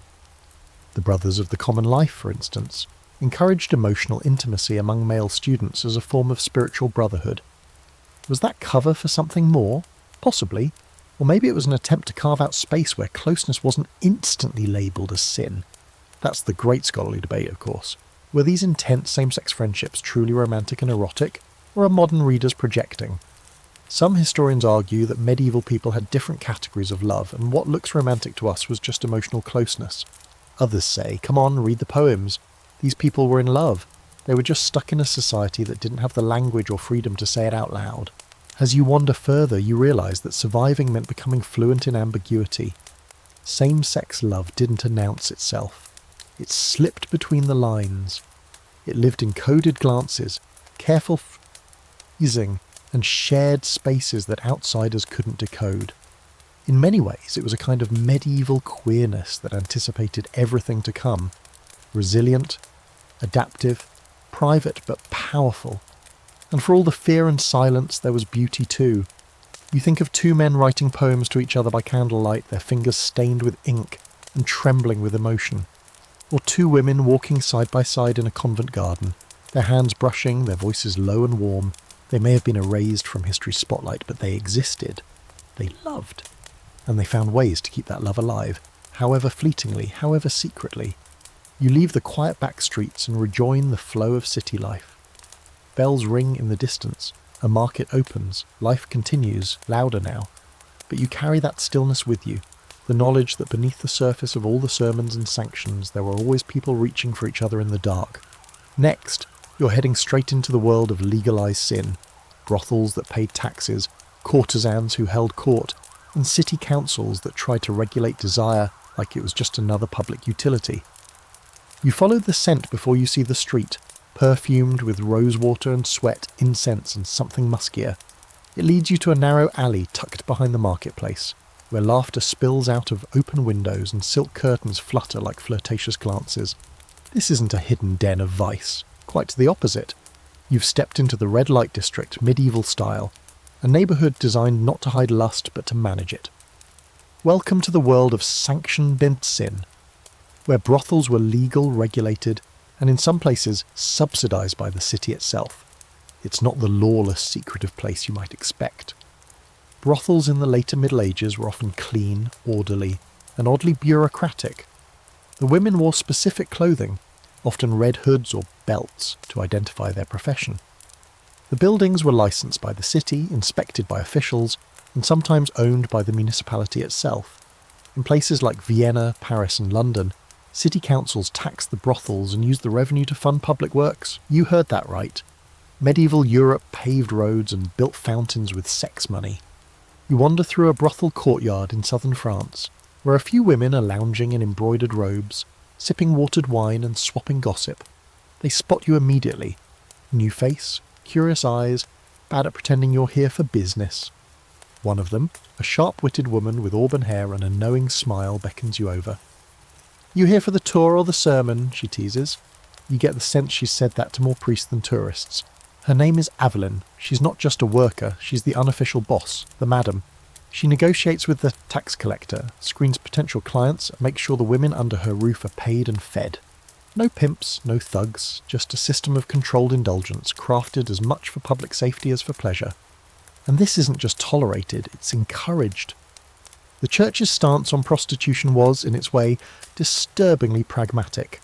St. Augustine had claimed that without prostitution, lust would cause chaos. So better to contain it, the thinking went, like a fire kept in a hearth. The brothel became a pressure valve, a place for unmarried men to relieve temptation without corrupting good women. In Florence, there was even a city-funded brothel called the Casa delle Donne, where sex workers received meals, medical care and police protection in exchange for regular reports on their clients' behaviour. Of course, the reality wasn't so clean. While some women found independence and community within the system, others were forced into it, by poverty, coercion or family desperation. Girls as young as 12 were put to work under the guise of servants, only to be trained into the profession. Some were kidnapped, others were sold by their parents. Once inside, it wasn't easy to leave, especially if you had debts, or a child, or nowhere else to go. The line between sex work and slavery was often paper-thin, and sometimes not even that. Aveline, your sharp-eyed guide, tells you as much without flinching. Some of us chose this, others didn't. Either way, it's work. Her voice is steady, not bitter, just resigned. Men come in looking for pleasure. We sell it like bread and wine. Doesn't mean we're empty. You look at the other women, laughing, card-playing, one napping with her feet propped on a barrel, and realise she's right. They have lives, stories, tempers and dreams. They're not vessels. They're people surviving a system that alternately punishes and profits off their bodies. And here's where it gets weird. In some towns, brothels were located right next to churches, literally side by side. You read about one Parisian priest who complained that the moaning from next door made it impossible to preach during evening mass. In another case, a bishop blessed a brothel after it reopened under new management, citing its importance to moral containment. You're not sure if that's hypocrisy or just medieval efficiency. Also, here's your quirky fact for the night. In London's Southwark, Wark district, sex workers employed a kind of early branding technique. They wore specific colour-coded gowns based on specialty, and their services were advertised through symbols, like a peacock feather in the window, or a boot tied to the door handle. You imagine what Yelp reviews would look like in 1387 and try not to laugh. Of course, regulation didn't mean protection. The same authorities who taxed brothels were quick to turn on them during moral panics. When plague swept through cities, prostitutes were often the first blamed. Some were expelled, others whipped publicly to cleanse the city, and while many clients came from the upper classes, the women bore all the consequences if caught. One girl in Avignon was executed for spreading syphilis, even though her most regular customer was a cardinal. Still, the system endured because it was useful.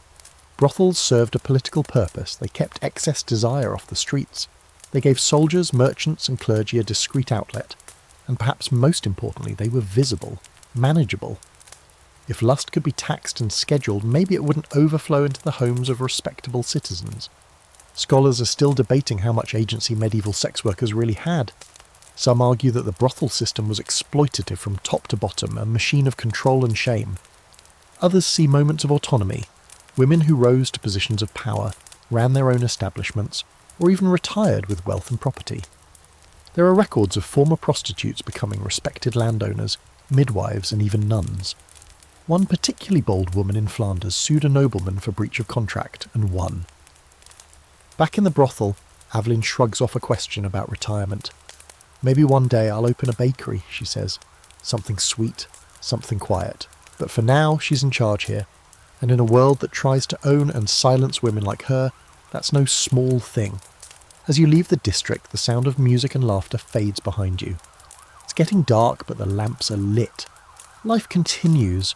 Desire doesn't disappear just because it's labelled dangerous. Sometimes it just finds a price tag and a time slot.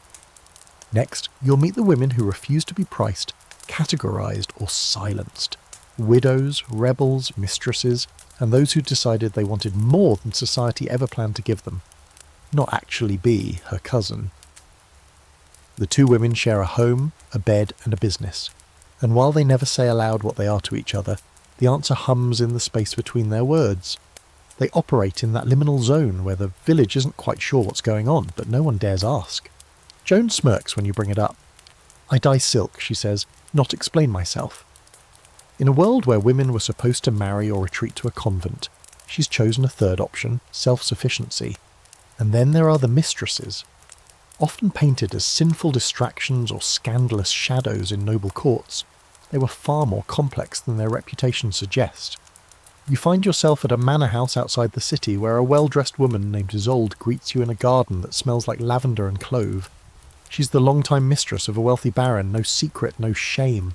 She has her own servants at her own rooms, and a pearl necklace that probably cost more than a peasant's farm. Isolde isn't a scorned woman, she's an institution. His wife manages the estate, she tells you, and I manage him. She chuckles, but there's truth in it. While noble marriages were often political, mistresses offered emotional intimacy, sensuality and companionship, things that didn't always survive arranged unions. Some wielded genuine power.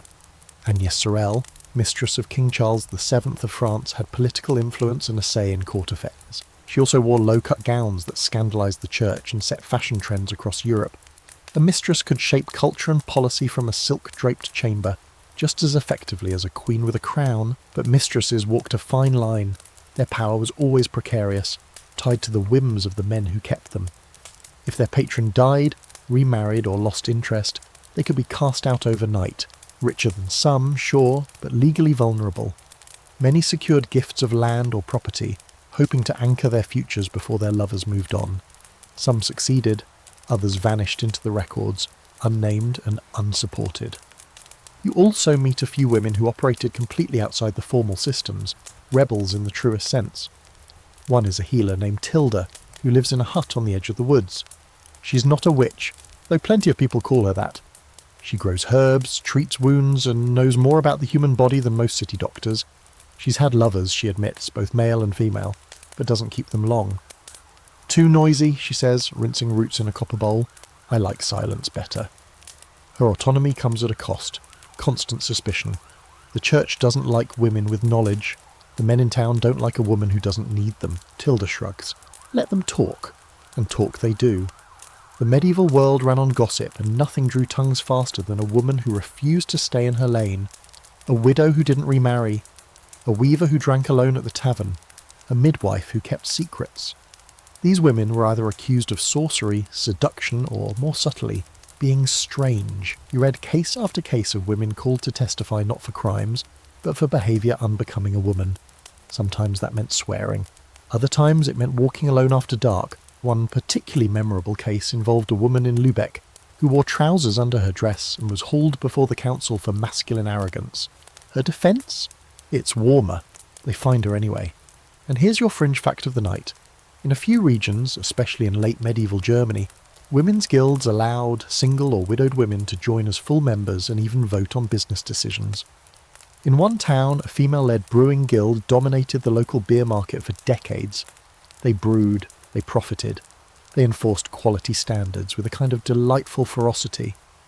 One document refers to them as the Hop Sisters. If the men complained, the women raised the prices.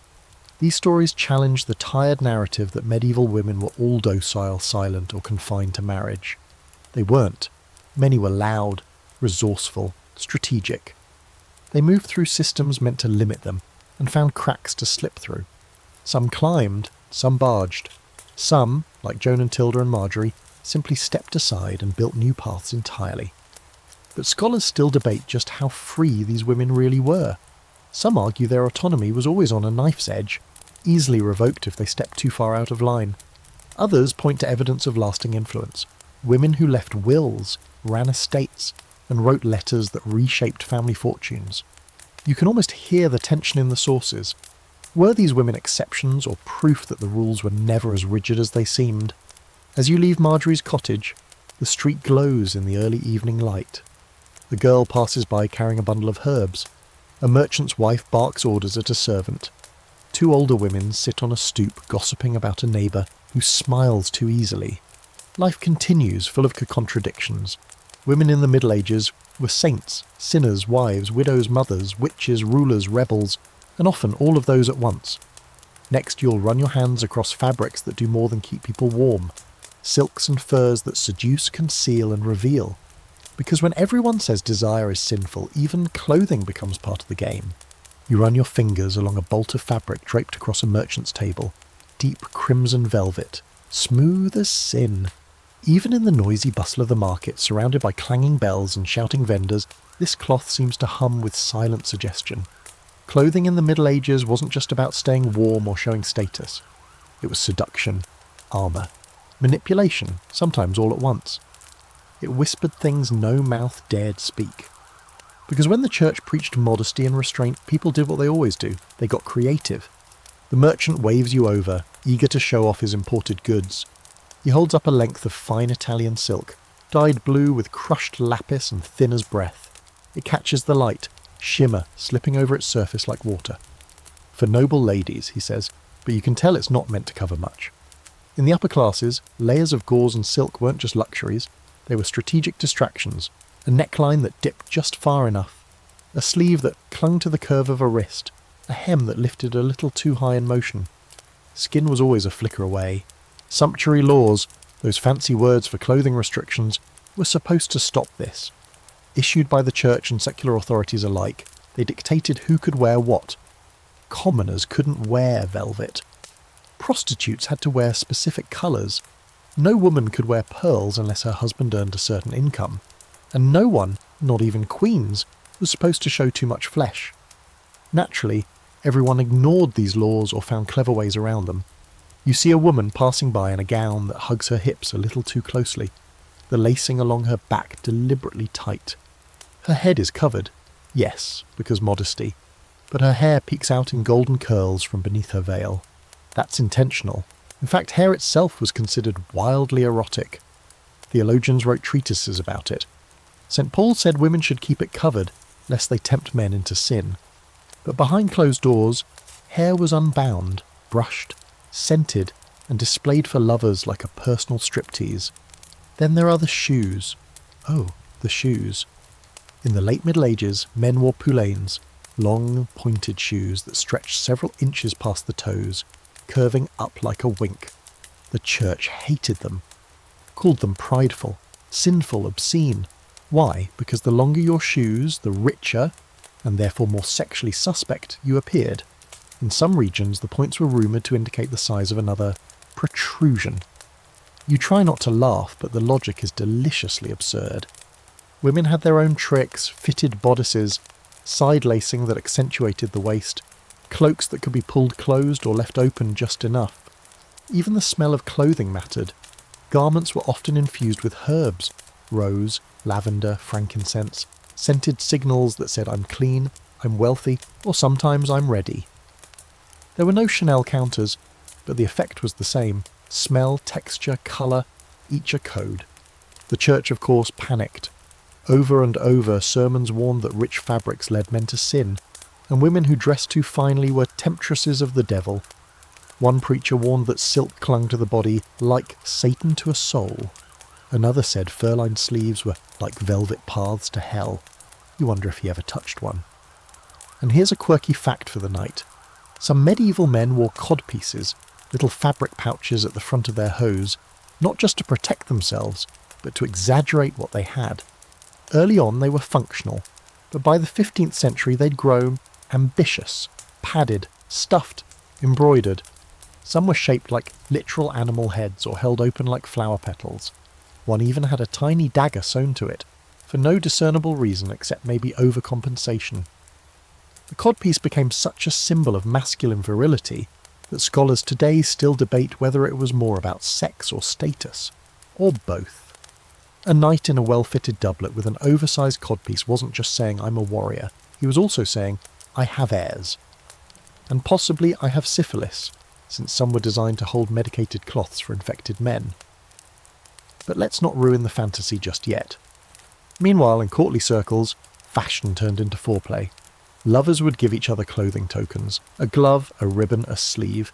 These weren't just sentimental, they were invitations. A ribbon worn on the arm signalled devotion, a dropped handkerchief could launch a scandal. You read one love poem where a man spends 10 lines describing the texture of a woman's stocking before ever mentioning her face. Clothes made the body visible and hidden at once, a game of suggestion and denial. Not all messages were private. In some places, clothing became political. During the 100 Years' War, English women were forbidden from wearing French styles, a subtle way of aligning loyalty with morality. To wear the wrong cut or fabric was considered almost treasonous, as if lace could betray a kingdom. You find yourself staring at a gown in a tailor's shop, green velvet laced up the front with slits at the sleeves that let the linen underdress puff out like clouds.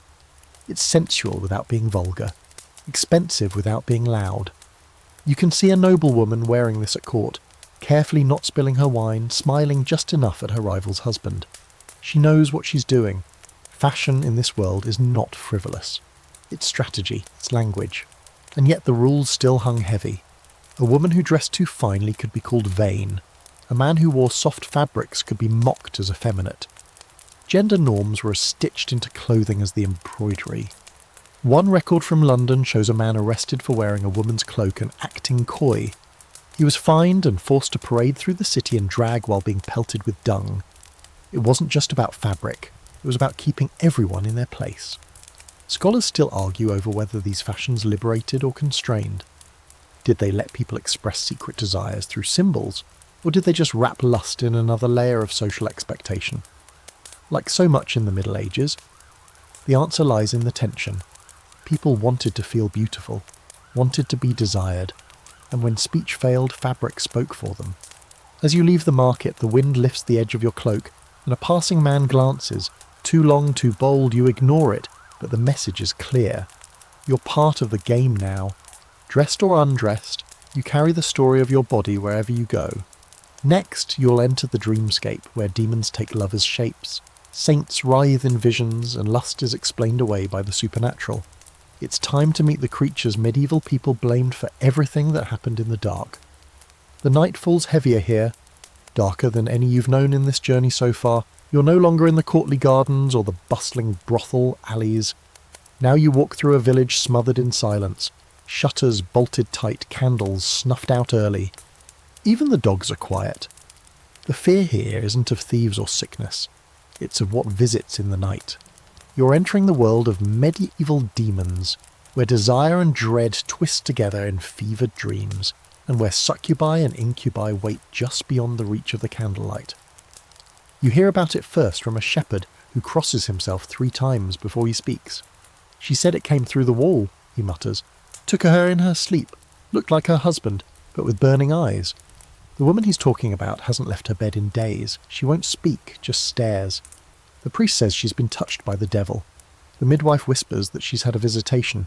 No one says what they really think, that she had a dream so vivid it shook her body, and her soul.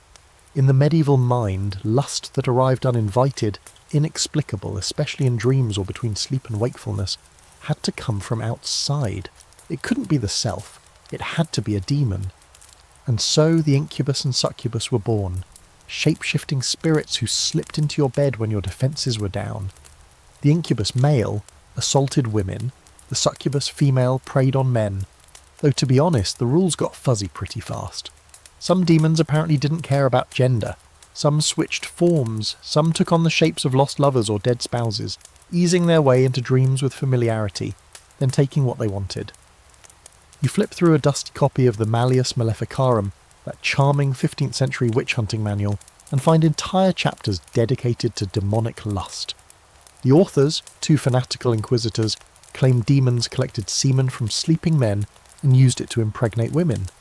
Stealing seed became their explanation for untraceable pregnancies, nocturnal emissions, and even homosexual encounters. It was, in their minds, a logical system of infernal reproduction. Totally scientific, completely insane. But the fear was real. People believed their dreams were not private. If you woke up flushed, panting, or with signs of arousal, you could be accused of inviting demonic activity, even if you swore you were asleep. For women especially, it was a double bind. Admitting to arousal meant danger. Denying it, if someone else suspected, could lead to punishment. In some convents, nuns reported visions of devils with warm breath and fingers like flame. Others claimed to see beautiful men who whispered Latin and kissed their necks as they recited psalms. You think about how lonely those cloisters must have been, and how easy it is for suppressed longing to wear the mask of a nightmare. Not everyone feared the demons, though. Some tales read suspiciously like fan fiction. One woman in Milan was put on trial for claiming she willingly slept with a demon who appeared as a dark-haired knight. She described the encounter in scandalous detail. His eyes, his voice, the way he moved like smoke. The court condemned her as a heretic, of course, but you can't help wondering if she'd just found a clever, dangerous way to talk about her desires. If society gives you no safe language for wanting, you borrow the devil's. The church naturally leaned into the horror. Preachers gave long, terrifying sermons about lustful spirits that waited for the careless. They warned that masturbation summoned succubi, that dreams of sex opened your soul to possession, that pleasure without purpose was a doorway to damnation. They described demonic lovers who left claw marks, sucked the life from you, made your limbs heavy and your mind foggy. You read one priest's account of a nun who bled from the thighs and confessed to nightly ravishment. He doesn't ask if she was sick or lonely. He calls her marked by hell. But here's the quirky twist. Some medical writers didn't blame demons at all. They thought it was just bad digestion. Yes, really. In certain medical texts, particularly from the Islamic world and later translated to Latin, nighttime emissions and erotic dreams were said to be caused by vapours rising from the stomach to the brain. The solution? Better food, fewer onions, maybe a laxative, which honestly is kind of refreshing. The open scholarly debate, though, is about what all this meant socially. Were demon lovers just metaphors for sexual repression? Were they a scapegoat for trauma, desire, or consensual acts turned scandalous? Some argue they were a cultural coping mechanism, a way to make sense of a body that betrayed you in sleep, or emotions too volatile to name. Others believe that these visions and visitations were, at least in part, performative. Stories designed to satisfy both the confessor and the confessor's audience, whether that be a priest, a judge, or a crowd hungry for lurid details. You climb a narrow staircase into the attic of a forgotten priory and find a manuscript filled with scribbled prayers. In the margin, a monk has drawn what appears to be a woman with wings, kneeling on a man's chest. Above her is a Latin phrase, Domina Somniorum, Lady of Dreams. You stare at it longer than you mean to. The lines are shaky but intentional, tender even. It doesn't look like a warning. It looks like longing. And that's what lingers as you walk back down into the cool air outside, the sense that for all the fear, there was fascination. that the line between fear and fantasy was thin and easily crossed. In a world that declared desire monstrous, people didn't stop wanting. They just gave their hunger horns and wings and said it came in the night. You turn onto a road leading away from the village, past a shrine where someone's left a candle burning low. The night is quiet, but you wonder who will dream of whom before morning, and what they'll say about it when the sun comes up.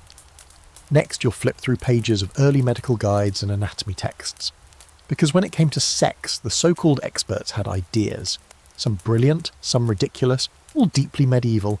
You find yourself in a cramped stone chamber that smells like dried herbs, burnt parchment, and a trace of something sour, possibly regret. A massive book lies open on the table before you, its vellum pages smudged with ink and oily fingerprints. Welcome to the world of medieval medicine, where sex and science shared a very awkward bed. The physicians of the time weren't just trying to cure plague or diagnose fevers. They were also deeply invested in figuring out what your genitals were up to and why they wouldn't behave themselves. You begin reading one of the most famous texts of the era, De Secretis Mulierum, on the secrets of women. The title sounds mysterious and kind of poetic until you realise it's mostly a weird mix of anatomy, theology, astrology and total nonsense. According to this text, a woman could conceive only if she orgasmed. Yes. Medieval medical wisdom stated that female pleasure was not only natural, it was necessary, which honestly sounds progressive until you remember that it meant that pregnancy was proof of female desire. So if a woman claimed rape, the fact that she conceived was considered evidence that she must have enjoyed it. Nightmare logic.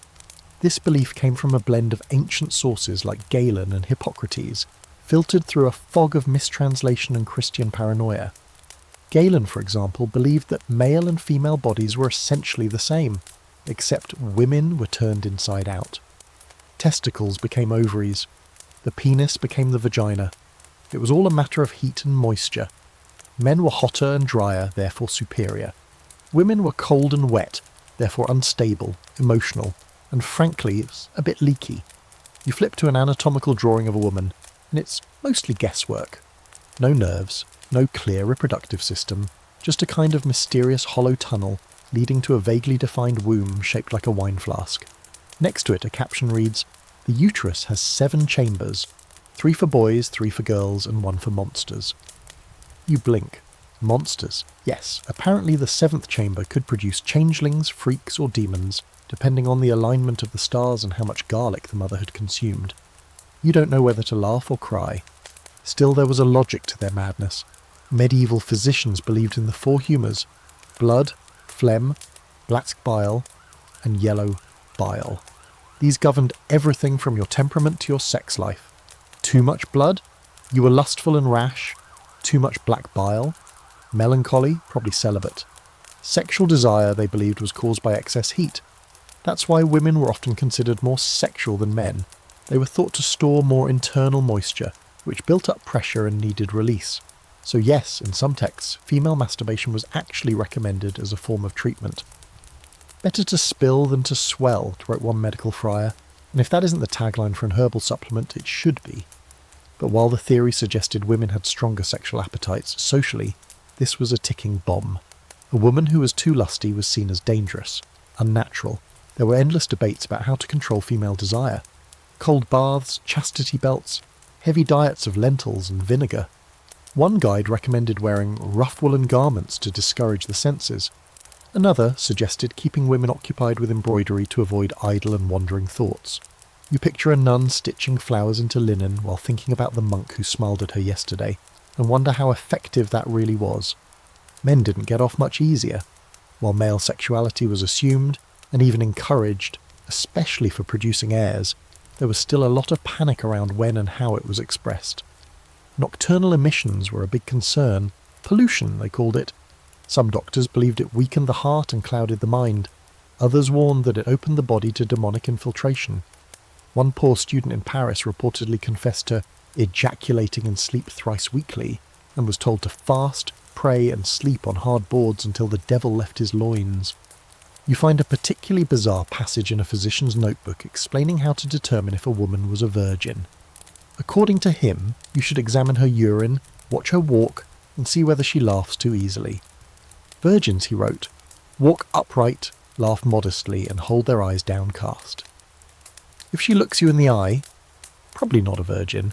If she laughs loudly, definitely not. If she limps, who knows? And here's your quirky fact of the night.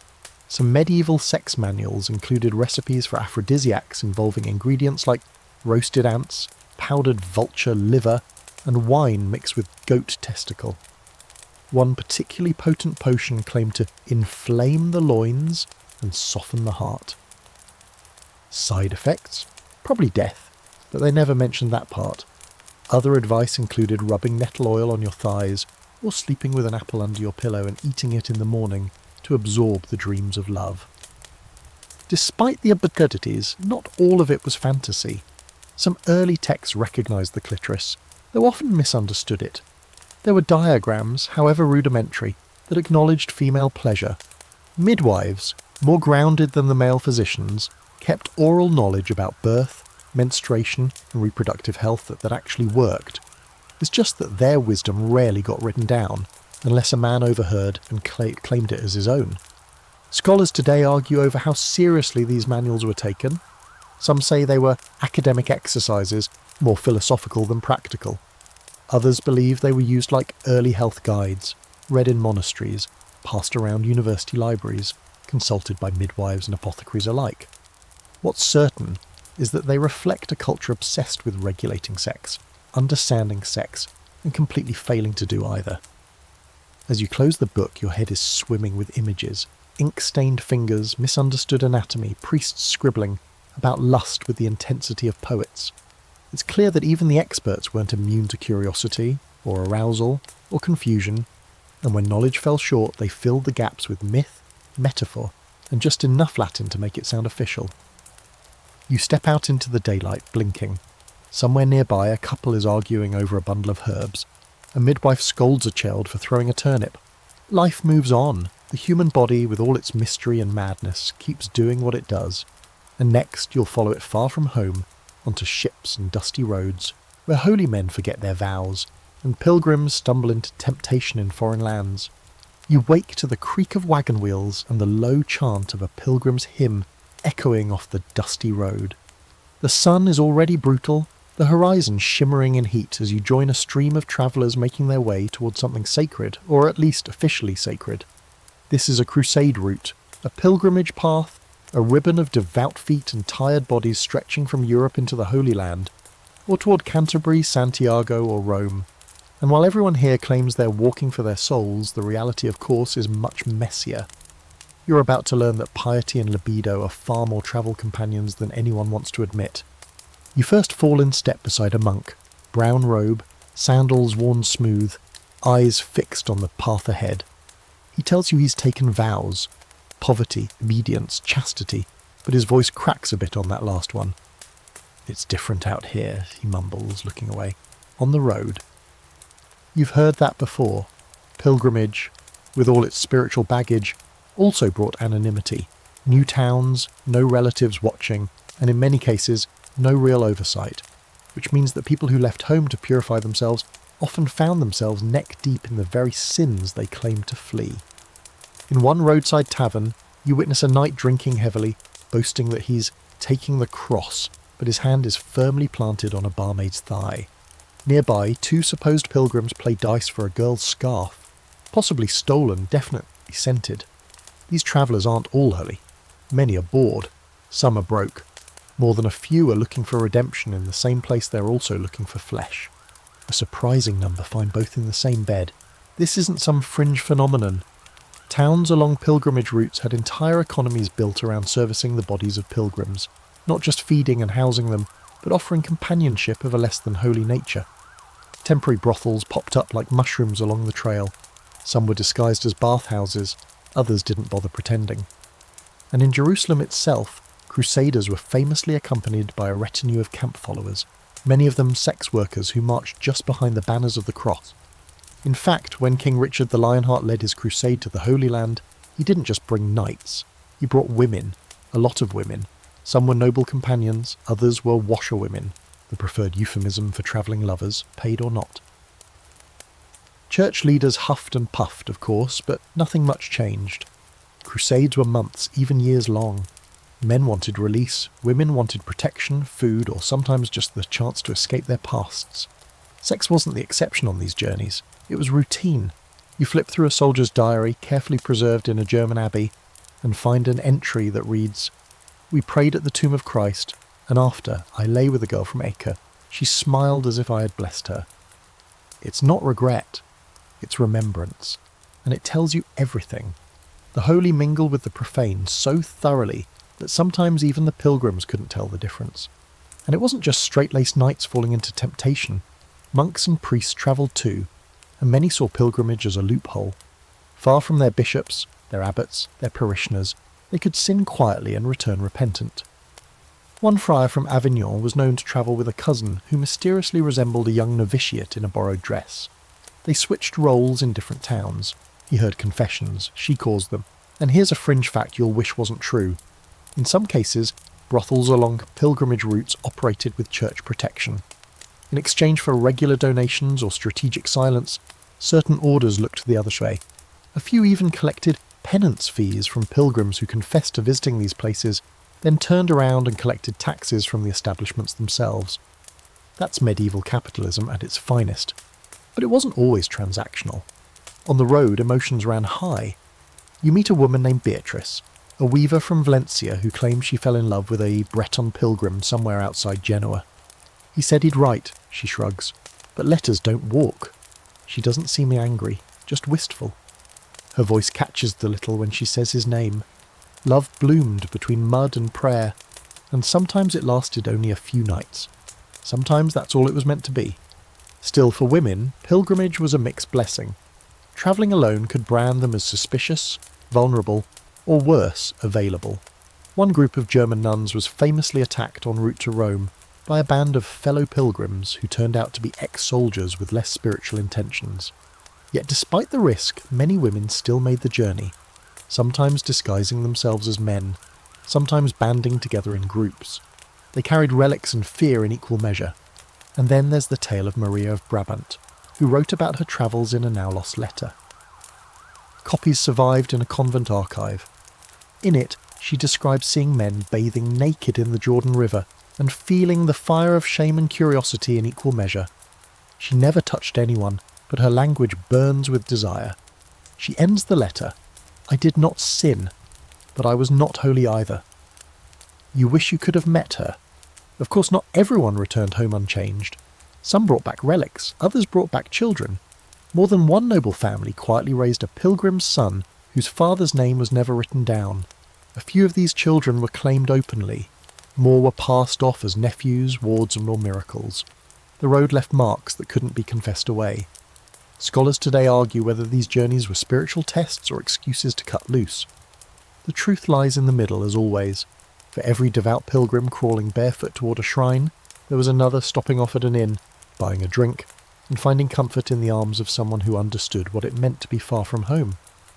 As the sun sets on the winding road, the songs of travellers rise in a messy chorus. Some sing of saints, others of lovers. You see a monk with a woman at his side, their fingers brushing, a quiet story forming between them. And you know the journey isn't just about reaching a shrine, it's about everything that happens along the way. Next, you'll take a bite of forbidden fruit. Herbs, elixirs, and magical concoctions said to stir the loins, bend wills, or cure a cold. Love potions, aphrodisiacs, and the dangerous art of making someone want you. You open the door to an apothecary shop and immediately feel like you've stepped into a sorcerer's pantry. The smell's overwhelming. An aggressive bouquet of lavender, mouldy rose petals, bitter wormwood, and something vaguely animal. Glass jars line every shelf, filled with pickled roots, dried mushrooms, crushed beetles, and powders in shades you're not sure nature intended. In the back, a woman with ink-stained fingers is hunched over a mortar, grinding something that smells like rotting oranges and cloves. She looks up with the faint smile of someone who knows things you probably shouldn't ask about. "Looking for something special?" she says. "To cure or to cause? Welcome to the world of medieval aphrodisiacs and love potions, where desire could be coaxed from a bottle, attraction stirred into a brew, and heartbreak cured with just the right powder tucked into a lover's wine. In a time when open talk of sex was dangerous, people turned to plants, superstition, and a dash of kitchen witchery to get what they wanted, without ever saying it out loud. She shows you a bundle of dried yarrow tied with red thread. "Boil this," she says, "and have him drink it before dusk. If his eyes linger on your lips afterward, it worked." Yarrow was believed to stimulate desire, especially when paired with honey and red wine. Another shelf holds crushed cantharides, Spanish fly, made from blister beetles, dried and powdered.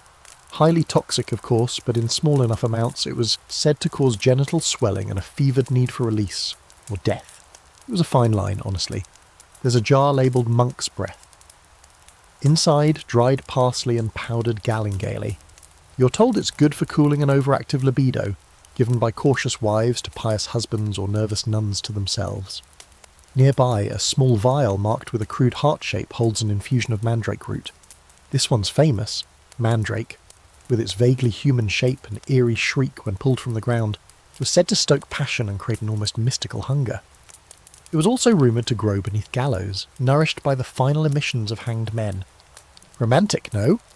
And it wasn't all about seduction. Some potions were meant for revenge. You find one recipe titled "To Sour a Man's Blood." The ingredients? Mustard seed, sour wine, grave dirt, and fingernail clippings. Women would slip a few drops into a lover's drink to make him weak, less aggressive, or, in some cases, impotent. Whether it worked or not didn't matter. The belief did. Still, most of these concoctions weren't evil or malicious. They were just hopeful. In a world where marriages were arranged, options limited, and desire often dangerous, people reached for control wherever they could find it. A girl with no dowry might try a love charm to catch a merchant's eye. A young man too shy to speak might wear a bag of rosemary and a nace sewn into his shirt, praying the scent would give him confidence. Every herb had meaning, every blend a story. You learn that garlic rubbed on the thighs was thought to bring heat to the loins. Nutmeg powdered and sprinkled on wine was believed to loosen tongues and tighten bedsheets. Fennel, when worn in a locket, could repel unwanted attention, which feels like the medieval version of ghosting. There's even a practice where lovers wrote each other's names on bay leaves, tied them to their ankles, and danced under the moon to ensure fidelity. The ritual ends with burning the leaves. If the flame crackles, your love is true. If it hisses, someone's cheating. But not all love magic was herbal. There were prayers, incantations, and talismans too. One common charm involved writing the names of the three magi, Caspar, Melchior, and Balthazar, on a piece of parchment and hiding it in your lover's shoe. Supposedly, this would make them dream of you and wake up with their heart tilted in your direction. Another involved pressing a blessed coin to the tongue and whispering your beloved's name 9 times. If they looked at you before sunset, the spell had worked. And here's your odd fact for the night. In some rural regions of Eastern Europe, villagers believed that semen collected from a linen bedsheet, yes, collected, could be used to create a love salve when mixed with rose oil and ground bees. The concoction, rubbed on the lips and wrists, supposedly made one irresistible. You try not to gag. The desperation is palpable, but also kind of poetic. People were willing to believe in anything if it meant being wanted. Of course, the church hated all of this. Love magic was considered a form of sorcery. Aphrodisiacs, especially those that worked without consent, bordered on demonic. Women caught making love charms could be charged with witchcraft. One woman in 1327 was accused of causing a man's unnatural fixation by boiling a love root in goat milk under the new moon. Her punishment? Flogging and exile. The man got a sermon and a slap on the wrist, but people didn't stop, they just got quieter. Recipes passed from mother to daughter, lover to lover, hidden in cookbooks between soup instructions or scribbled in margins of medical texts. Some wore their charms in hair braids, others stitched them into the hems of dresses. If you were clever, no one ever knew. Historians still debate how seriously to take these recipes. Were they actual attempts at chemistry, emotional placebos, or just rituals, little acts of control in a world full of uncertainty? Probably all three. What's certain is that the desire to influence love, to stir lust, to protect or provoke the heart, was as real as any miracle claimed from a saint's shrine. As you leave the apothecary, a girl with a basket slips past you, a sprig of rosemary tucked behind her ear. She looks back just once to see if anyone noticed. You did, and maybe someone else will too. Next, you'll climb the steps of castles and courtrooms to see how marriage and power twisted together, where monogamy was preached, but political alliances often came with side flings, concubines and expectations that had little to do with love. You're in the great hall of a stone castle now, under a ceiling so high it seems more concerned with impressing God than keeping the heat in. Tapestries line the walls, scenes of hunts, battles, and noble weddings where no one looks particularly happy. The lord and lady sit on their thrones, surrounded by attendants, stewards, and not a single romantic spark. You're watching a marriage that's less about vows and more about assets. Because in medieval Europe, love rarely had anything to do with who stood beside you at the altar. Marriage was strategy, lust. That came later, if it came at all. You study the couple. She's 17 and freshly imported from a rival barony. Her dowry includes 2 vineyards and a corner of disputed forest. He's 34 with thinning hair and a reputation for gambling. Their union was arranged when she was still a child, sealed with a signature and a goblet of wine, not whispers in the dark. You can feel the chill between them even now, despite the fire crackling at their feet. Monogamy was the church's official stance, of course. One man, one woman, joined under God with no room for wandering eyes or hands, but that rule was applied unevenly at best. For nobles and royals, marriage was a tool, a political contract, an alliance brokered in bloodlines and land. Everyone expected a husband to have mistresses. Everyone expected a wife to look the other way. Fidelity was a virtue, not a requirement. You recall the case of Eleanor of Aquitaine and Louis VII. Their marriage was an unqualified disaster, politically and sexually. She was sharp-tongued and confident. He was devout, awkward, and barely interested. They produced 2 daughters, no sons, and after years of frosty silences, she had the marriage annulled. Her next husband, Henry II of England. They had 8 children, at least 2 legendary affairs, and enough marital dysfunction to fuel a Shakespeare cycle. Monogamy clearly was flexible, but while kings and lords had room to roam, women didn't.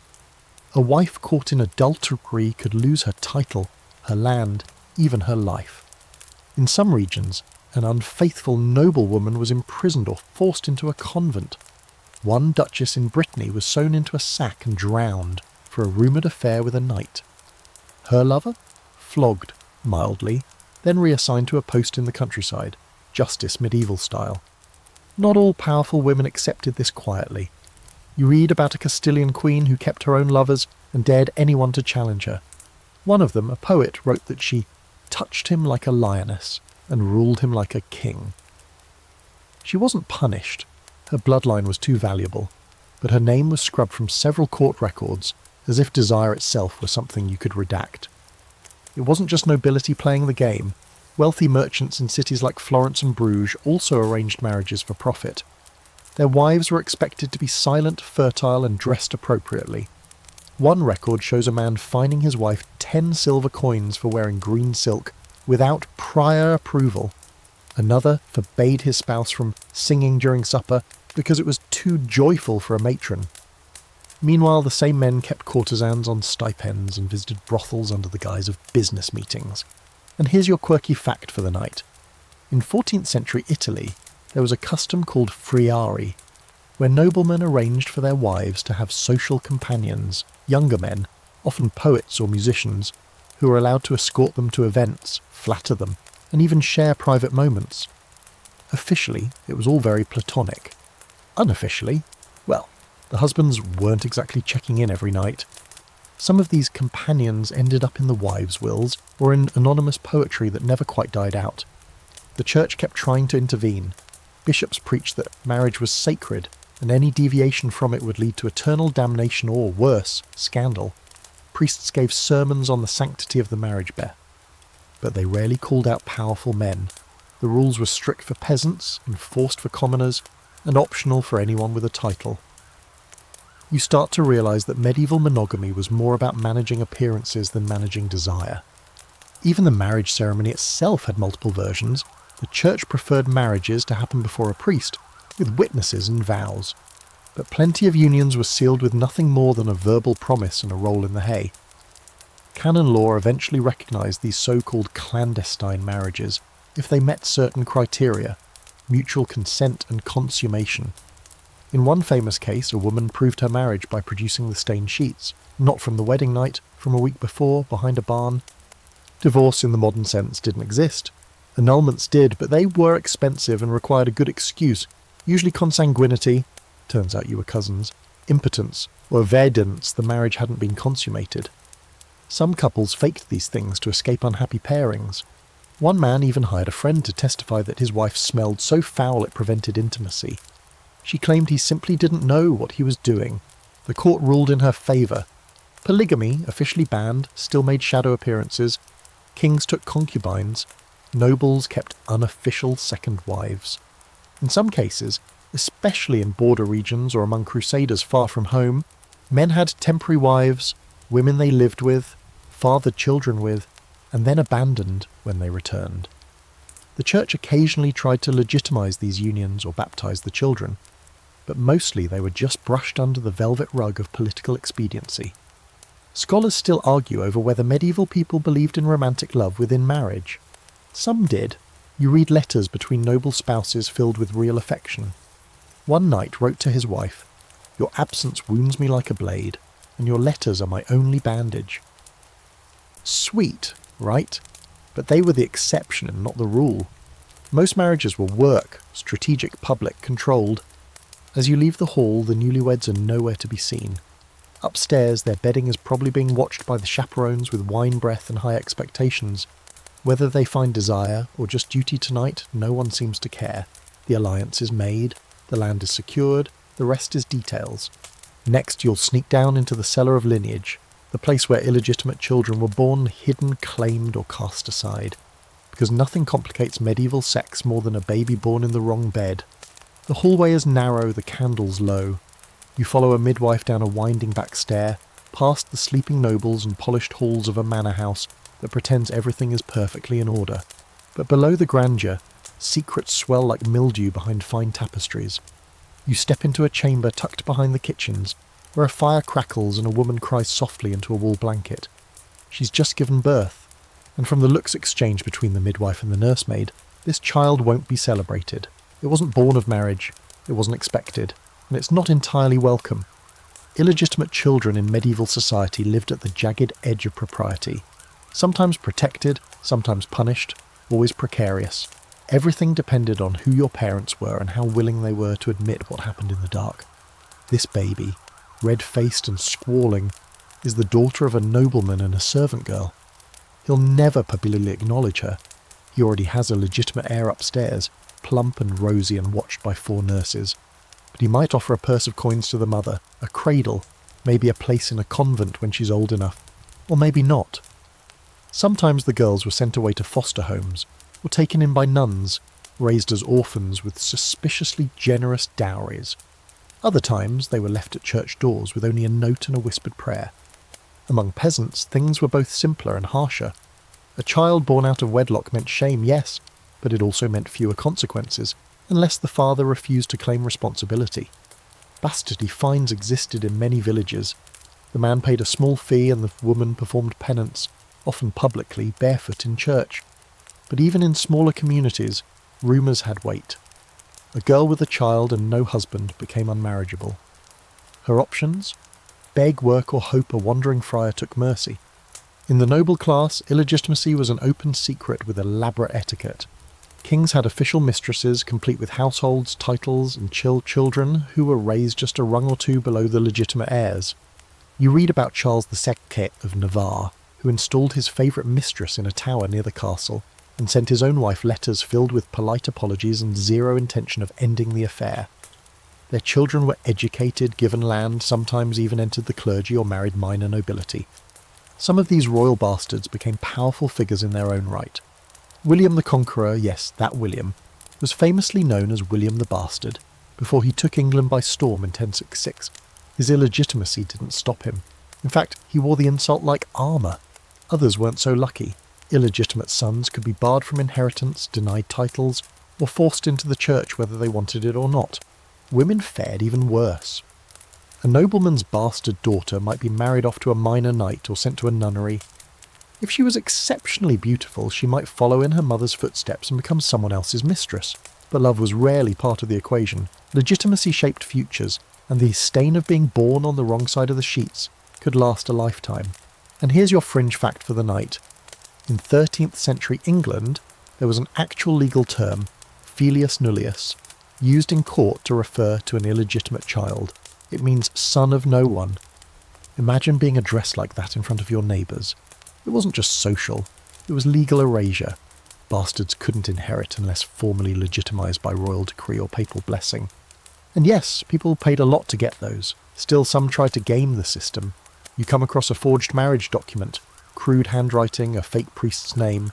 The nobleman used it to claim his mistress had actually been his secret wife all along, thereby making their son legitimate. The ruse lasted 6 months before the real priest turned up and ruined everything. The son was stripped of inheritance, and the mistress mysteriously died during illness. You don't ask questions. Sometimes the opposite happened. Lovers married after the child was born, hoping that a post-facto wedding would clean things up. Canon law had debates about this for centuries. Could marriage retroactively legitimise children? The answer changed depending on which pope you asked. Some said yes, others absolutely not. Scholars still argue whether these shifting rules were acts of mercy, or just a cynical way to control inheritance and keep power in the right hands. But not every story ends in tragedy. You meet a boy named Thomas, born of a merchant and his seamstress mistress. The father never married the mother, but he paid for Thomas's education and apprenticed him to a scribe. Now grown, Thomas writes contracts for land deals and has the neatest penmanship in the county.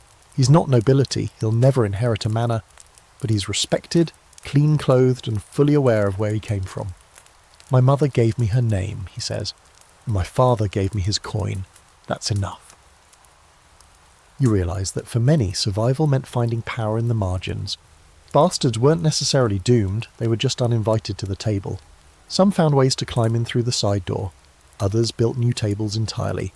There's an open, scholarly debate about how widespread social mobility really was for illegitimate children. Were exceptions like William or Thomas rare sparks in a bleak landscape? Or was society more flexible than we give it credit for?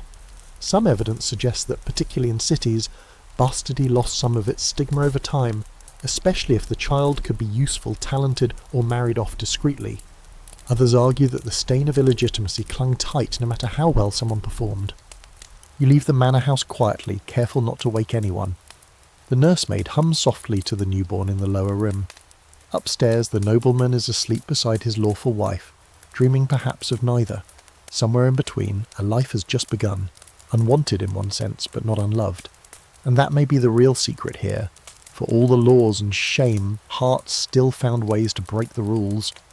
Next, you'll slip into more radical spaces, where heretics preach salvation through sex, couples share each other as property of the divine, and free love means something far older and stranger than Woodstock ever imagined. You've wandered far off the main road now, past the manors and monasteries, beyond the reach of bishops and barons. You're in a clearing ringed by trees that seem to lean in just a little too close, as if they've heard something they shouldn't repeat. There's a small gathering around a fire, men and women, young and old, cloaked in simple wool and quiet defiance. One woman sings softly, her voice weaving through the smoke. Another reads from a scroll not recognised by any official church. You found the heretics, the radicals, the ones who dared to mix sex and salvation, and weren't all that sorry about it. Welcome to the fringe movements of medieval Christianity, where doctrine is loose, desire is spiritual, and nothing is quite what it seems. You're about to meet people who believed, fervently, that God lived not in celibacy, but in the body, that the divine could be accessed through touch, and that denying pleasure was the real sin. You sit beside a man named Elias, broad-shouldered and intense, with fingers stained from copying texts. He tells you he's part of the Brethren of the Free Spirit, a loosely organised, wildly controversial movement that gained traction across parts of the Holy Roman Empire and Low Countries in the 13th and 14th centuries. Their core belief? That once a soul was truly united with God, it transcended sin, which meant that anything they did, anything, was no longer sinful, including sex, especially sex. The church, predictably, was horrified. The Brethren rejected sacraments, ignored clerical authority, And, most outrageously, some of their members claim to be literally divine. "I am God," one female mystic allegedly said, "and everything I do is holy." You imagine how well that went over in Rome? But the ideas spread. One woman, Marguerite Porete, wrote a mystical treatise called The Mirror of Simple Souls, which argued that the soul must surrender to divine love completely, even if that meant abandoning moral law. The church burned her at the stake in 1310, but her book kept circulating underground. Scholars still debate whether she practiced sexual mysticism herself, but others certainly did. You hear about sects where members strip naked during rituals, both symbolic and literal acts of shedding sin. In some communities, couples shared each other as expressions of divine unity. One heretical group believed that true purity came only after full indulgence, that you had to experience all earthly pleasure before you could be truly free of it. Imagine explaining that to your confessor. And here's your fringe fact for the night. In 14th century Bohemia, a radical sect called the Adamites lived communally, rejected clothing entirely, and believed that prelapsarian nudity, that is, the naked state of Adam and Eve before the fall, was the purest form of existence. They danced, sang and slept together in the open, claiming they had returned to Eden. The church sent troops. It did not end well. You listen as a woman named Clara speaks. She's in her 30s, with a crescent-shaped scar at her temple and eyes that watch everything.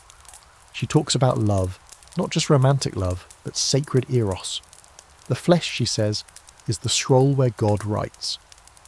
For her, sex isn't just human, it's holy. She describes how, in certain rituals, lovers recite psalms during climax, how prayer becomes a kind of foreplay, how kissing, when done with intention, becomes a sacrament. Not everyone in the group practices this openly. Some still wrestle with guilt, others walk both worlds, attending mass by day, then returning to the woods by night. And yet you sense a quiet conviction among them. They're not rebelling for the thrill, they genuinely believe that desire, when embraced honestly, brings them closer to the divine. Of course, the institutional church saw this as a threat, not just the theology, but the liberation. If people didn't fear sin, how could you control them? If women claimed sexual autonomy as spiritual truth, how could you silence them? And perhaps most terrifying of all, if peasants and wanderers could find salvation without priests or confession, what was left for the hierarchy to do? Inquisition records from France and Germany are filled with frenzied accounts of these groups. But the line between truth and slander is thin. Did the brethren really engage in orgies? Or were they accused of it because they dared to question authority? Were the Adamites dangerous, or just inconveniently naked? Even modern scholars can't agree. Some see these movements as proto-feminist, proto-egalitarian responses to a repressive church. Others argue they were chaotic, misguided, and occasionally exploitative. You meet a young couple, Mira and John, who've been living among the Free Spirit followers for 2 years.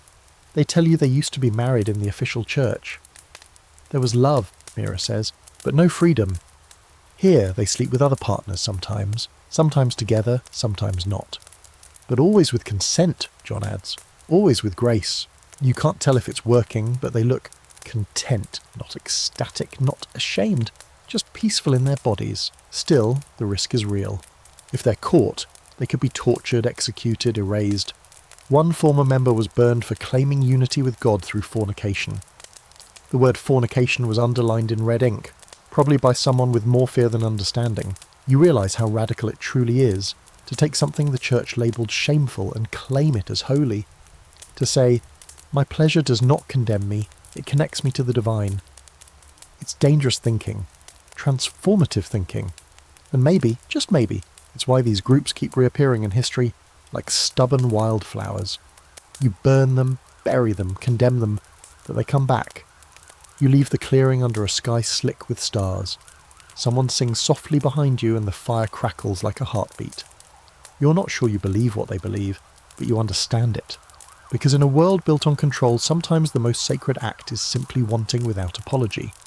Next, you'll find yourself behind monastery walls and convent doors, where abstinence is the rule but longing lingers in silence, and where saints dream of kisses and monks carve their guilt into stone. The village fades behind you as the trees thin, giving way to a small stone chapel and an adjoining cluster of buildings that squat low against the wind. It's peaceful here. with rows of herbs growing beside a crumbling wall and a cow chewing slowly in a paddock, looking deeply uninterested in your arrival. But beyond the serenity, there's something else, faint tension hanging in the air like smoke. You've come to witness one of medieval history's strangest obsessions, the trials of animals, where humans projected their lust, shame, and absurd moral panic onto creatures that couldn't defend themselves. That's right. In the Middle Ages, animals stood trial, real ones, with judges and witnesses, and accusations that usually sounded like fever dreams scribbled by a monk on a bad mushroom trip, and many of these trials, absurd as it sounds, centred on sex. You step into a small church courtroom where the scent of incense can't quite mask the underlying aroma of something more, barnyard. At the front, a pig sits chained beside a bailiff, squealing occasionally. The crowd watches grimly. The charge: carnal knowledge of a child. The prosecutor, a local priest, reads the indictment aloud, voice trembling with equal parts disgust and piety. The audience nods solemnly. You want to scream. The pig scratches itself. This wasn't an isolated case. Dozens, maybe hundreds, of animal trials took place across medieval Europe. Pigs, bulls, goats, and even roosters were brought to courtrooms and accused of crimes, often sexual in nature. In 1386, in Falaise, France, a pig was dressed in human clothes, tried for murder and unnatural acts, and hanged in public. In another case, a donkey was investigated for alleged lewd behaviour with a farmer. But, plot twist, the donkey was acquitted because multiple witnesses testified to her modesty and Christian demeanour. Yes, seriously, you sit beside an old scribe who's documenting today's proceedings. He sighs deeply and explains that these trials, while ridiculous now, were deadly serious then. To the medieval mind, animals weren't just beasts, they were part of God's ordered world. If a creature broke that order, it had to be punished. Otherwise, divine justice would falter. In other words, they weren't just punishing the pig, they were restoring cosmic balance, or at least pretending to. But of course, there's more going on here. Beneath the surface of these animal trials lurks a mess of human emotions, guilt, projection, repressed desire. In many cases, it seems likely that the animals were scapegoats, convenient targets when the real crimes were too horrifying to face directly. A child found dead? Blame the goat. A woman discovered with unexplained injuries? Blame the dog. The actual culprits, often neighbours, relatives, or authority figures, went unpunished, or unmentioned. And here's your fringe fact for the night. In 1474, a rooster in Basel, Switzerland, was put on trial for laying an egg, something no rooster should be able to do. The egg was declared the spawn of the devil, and the rooster was burned at the stake. Medieval people believed that a rooster's egg could hatch a basilisk, a monster so deadly its gaze could kill. You can almost imagine the priest scribbling that in his notebook, and then praying for a stiff drink. The church did its part to stoke these fears. Sermons warned that sexual sin could infect the world around you, that even animals might become instruments of corruption. One particularly creative preacher insisted that demons often entered livestock to commit impure acts and tempt the faithful, which meant somehow that your cow's lustful eyes were the devil's doing.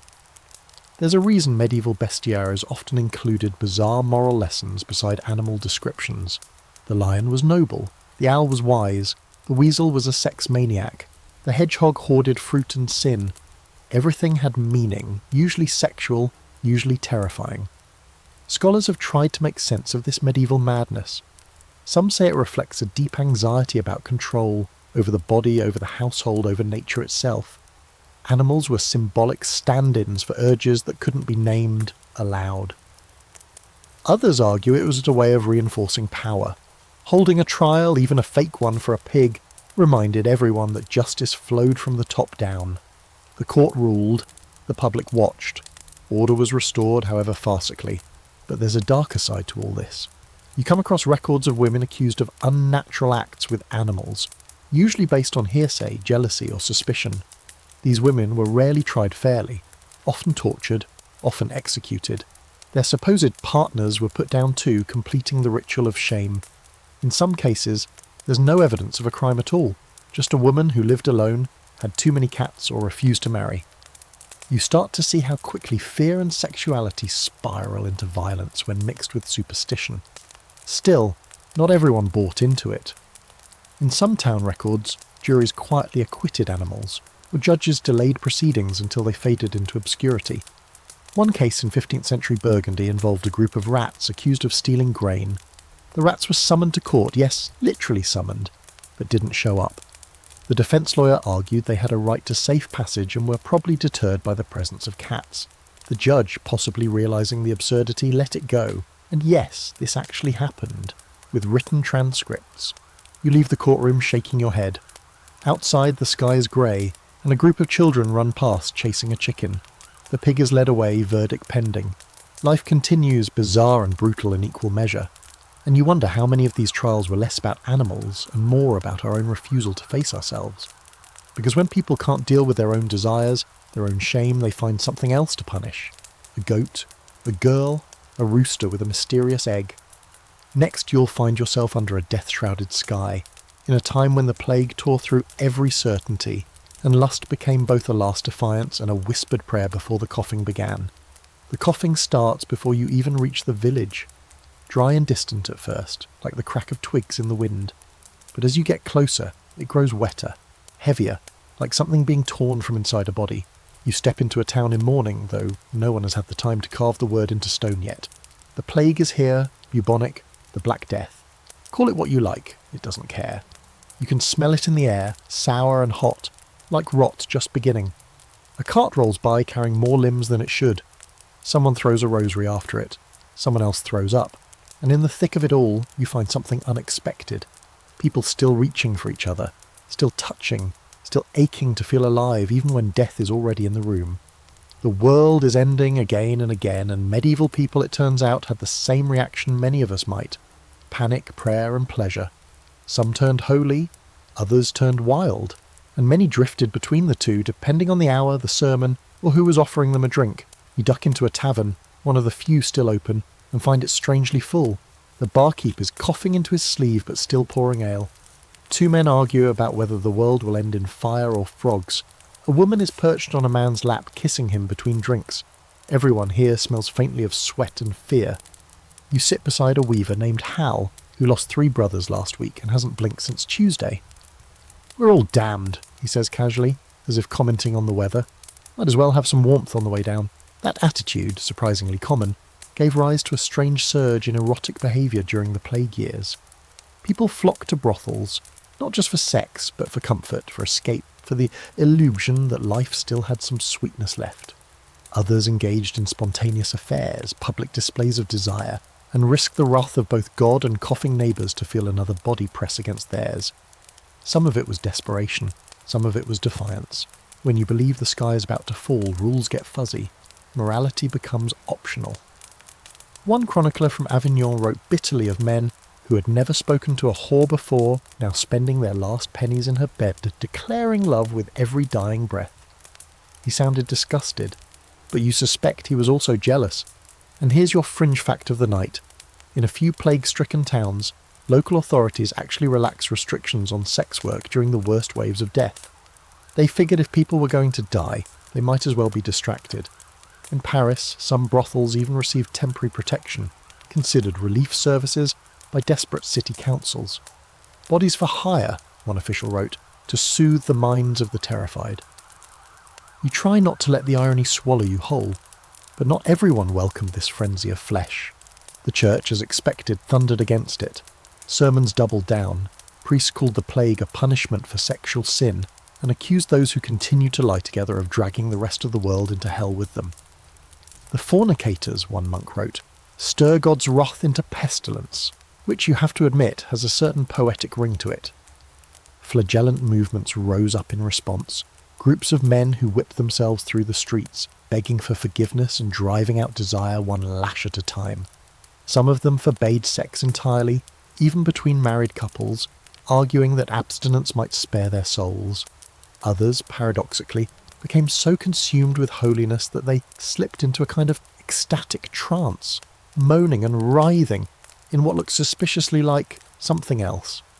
Scholars still argue over whether these were spiritual seizures or thinly veiled orgasms. The line between pain and pleasure was blurred, especially when God was watching. And there's the rub. Everything became symbolic. A kiss was defiance. An orgasm was rebellion. Holding someone's hand as the boils rose on your neck wasn't just romance. It was war against despair. You meet a young woman named Elsa, cheeks flushed, eyes hollowed from weeks of bad sleep and bad air. She tells you she slept with the same man who buried her sister. "We didn't mean to," she says, voice barely above a whisper. "We just didn't want to be alone. Not that night." He's dead now. She isn't. Yet. Bodies were everywhere after all, in piles, in beds, in fevered dreams. The line between death and desire got twisted fast. Some believe that lust itself spread the plague, especially among the poor. Others believed it was the rich who brought the disease from their travels, their luxuries, their excess. Nobody really knew. The fleas didn't discriminate. But still, people tried to love, and sometimes they tried to love honestly. You hear of couples who married quickly, without priests, just to have someone's name to say in the dark. One young scribe wrote that he shared his bed with a girl from a rival village for a week during the worst of it. "We didn't speak much," he scribbled, "but we held each other. That was enough." There's no record of what happened to her, and yet amidst all this yearning, not all touches were tender. The breakdown of social order opened the door to exploitation too. Desperate women were forced into sex for shelter. Children were abandoned or sold. Brothels turned into death traps. There are accounts of men robbing plague corpses, then returning to their lovers without even washing their hands. The sickness didn't just rot lungs, it rotted conscience. Still, even in this decay, you feel something deeply human holding on. In a makeshift shelter outside the town walls, two people share a thin blanket, their fingers barely brushing, and that simple connection carries more power than 100 sermons. They aren't pretending they're safe, they aren't even pretending they're clean. They're just choosing to feel something before the lights go out. Scholars today still wrestle with the paradox of play and passion. Some argue the increased eroticism was a natural response to trauma. Others suggest it was always there, just unmasked by mortality. When everything else is taken, the body remains. And what people did with their bodies during the plague says as much about resilience as it does about fear. As you walk away from the town, the coughing fades behind you. The night is heavy, but the stars are shockingly bright. Somewhere another cart is being loaded. Somewhere else a kiss lands on a fevered cheek. Life, stubborn as it is, goes on. Next, you'll step into the final rooms of this world. A place of last confessions and long shadows, where death meets desire in stained glass and tombstone carvings. And lust writes itself into memory, even after the lights go out. The cathedral looms ahead like a ship made of shadow and stone, its spires cutting into a sky bruised with twilight. You walk toward it slowly, boots echoing on worn cobblestones slick with yesterday's rain. This is the end of the journey, not just yours, but theirs, the lords, the lovers, the outlaws, the sinners and saints. You've seen them in beds, in brothels, behind monastery walls and beneath plague-ridden blankets. Now you're stepping into the place where they all eventually come to be remembered, or to be forgotten. Inside the light is dim, caught in coloured glass that scatters fragments of saints across the flagstones. The air smells of wax and old prayers, layered thick like dust. You pass rows of wooden pews and an altar dressed in gold, but what draws your eye are the tombs, dozens of them. Stone coffins stacked along the walls and carved into the floors, each etched with Latin, dates, and the soft lies of remembrance. Faithful husband, beloved wife, pillar of virtue. You pause at one, a knight in full armour, a woman beside him, both hands folded, eyes shut, lips still parted slightly. Lovers cast in stone, and yet you can't help but wonder, did they even like each other? Death in the Middle Ages was everywhere, and yet for all its daily presence it never stopped being dramatic. People planned for it obsessively, rewrote their wills, purchased indulgences, commissioned artwork, and even in death the question of sex lingered. Who had been with whom? Who had strayed? Who had touched desire too closely and burned for it? The Church's vision of the afterlife was rigid. Sinners faced damnation, the pure found paradise. But human memory wasn't so tidy, and neither were the gravestones. You run your fingers along one monument that's clearly had its inscription scraped off and rewritten. The new name barely hides the old grooves. Rumour has it the man buried here was excommunicated for keeping 2 wives, one in town, one in the countryside, and neither knew about the other until his funeral. Apparently they met while placing flowers. Things got ugly. Someone threw a candle.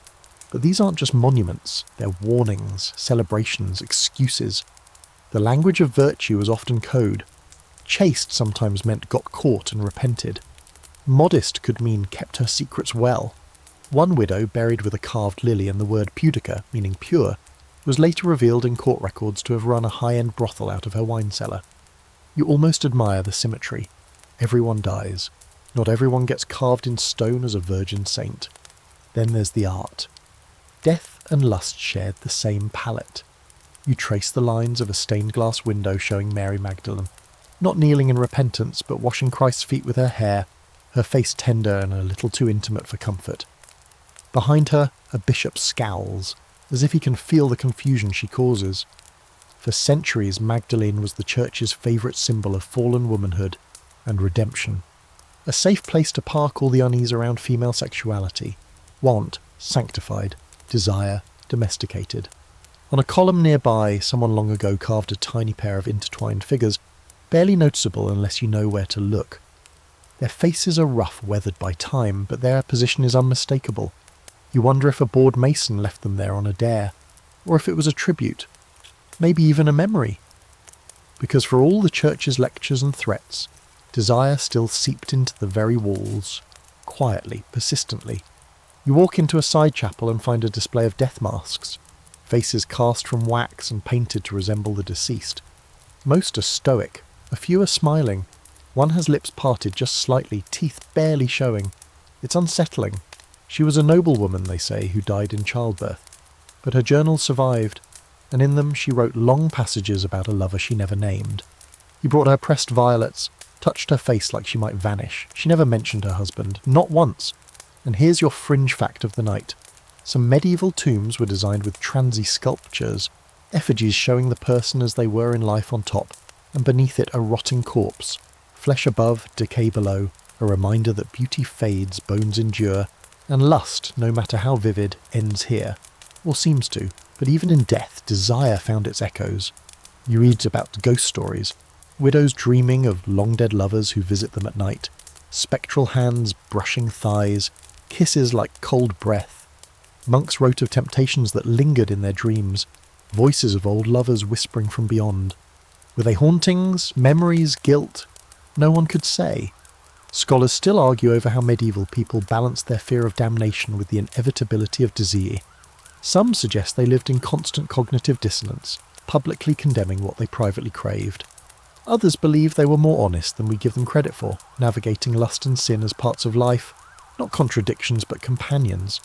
Either way, the tombstones don't tell the whole story. You leave the cathedral as the bells begin to ring. A funeral procession passes you, mourners in black, a casket of polished oak, incense trailing behind.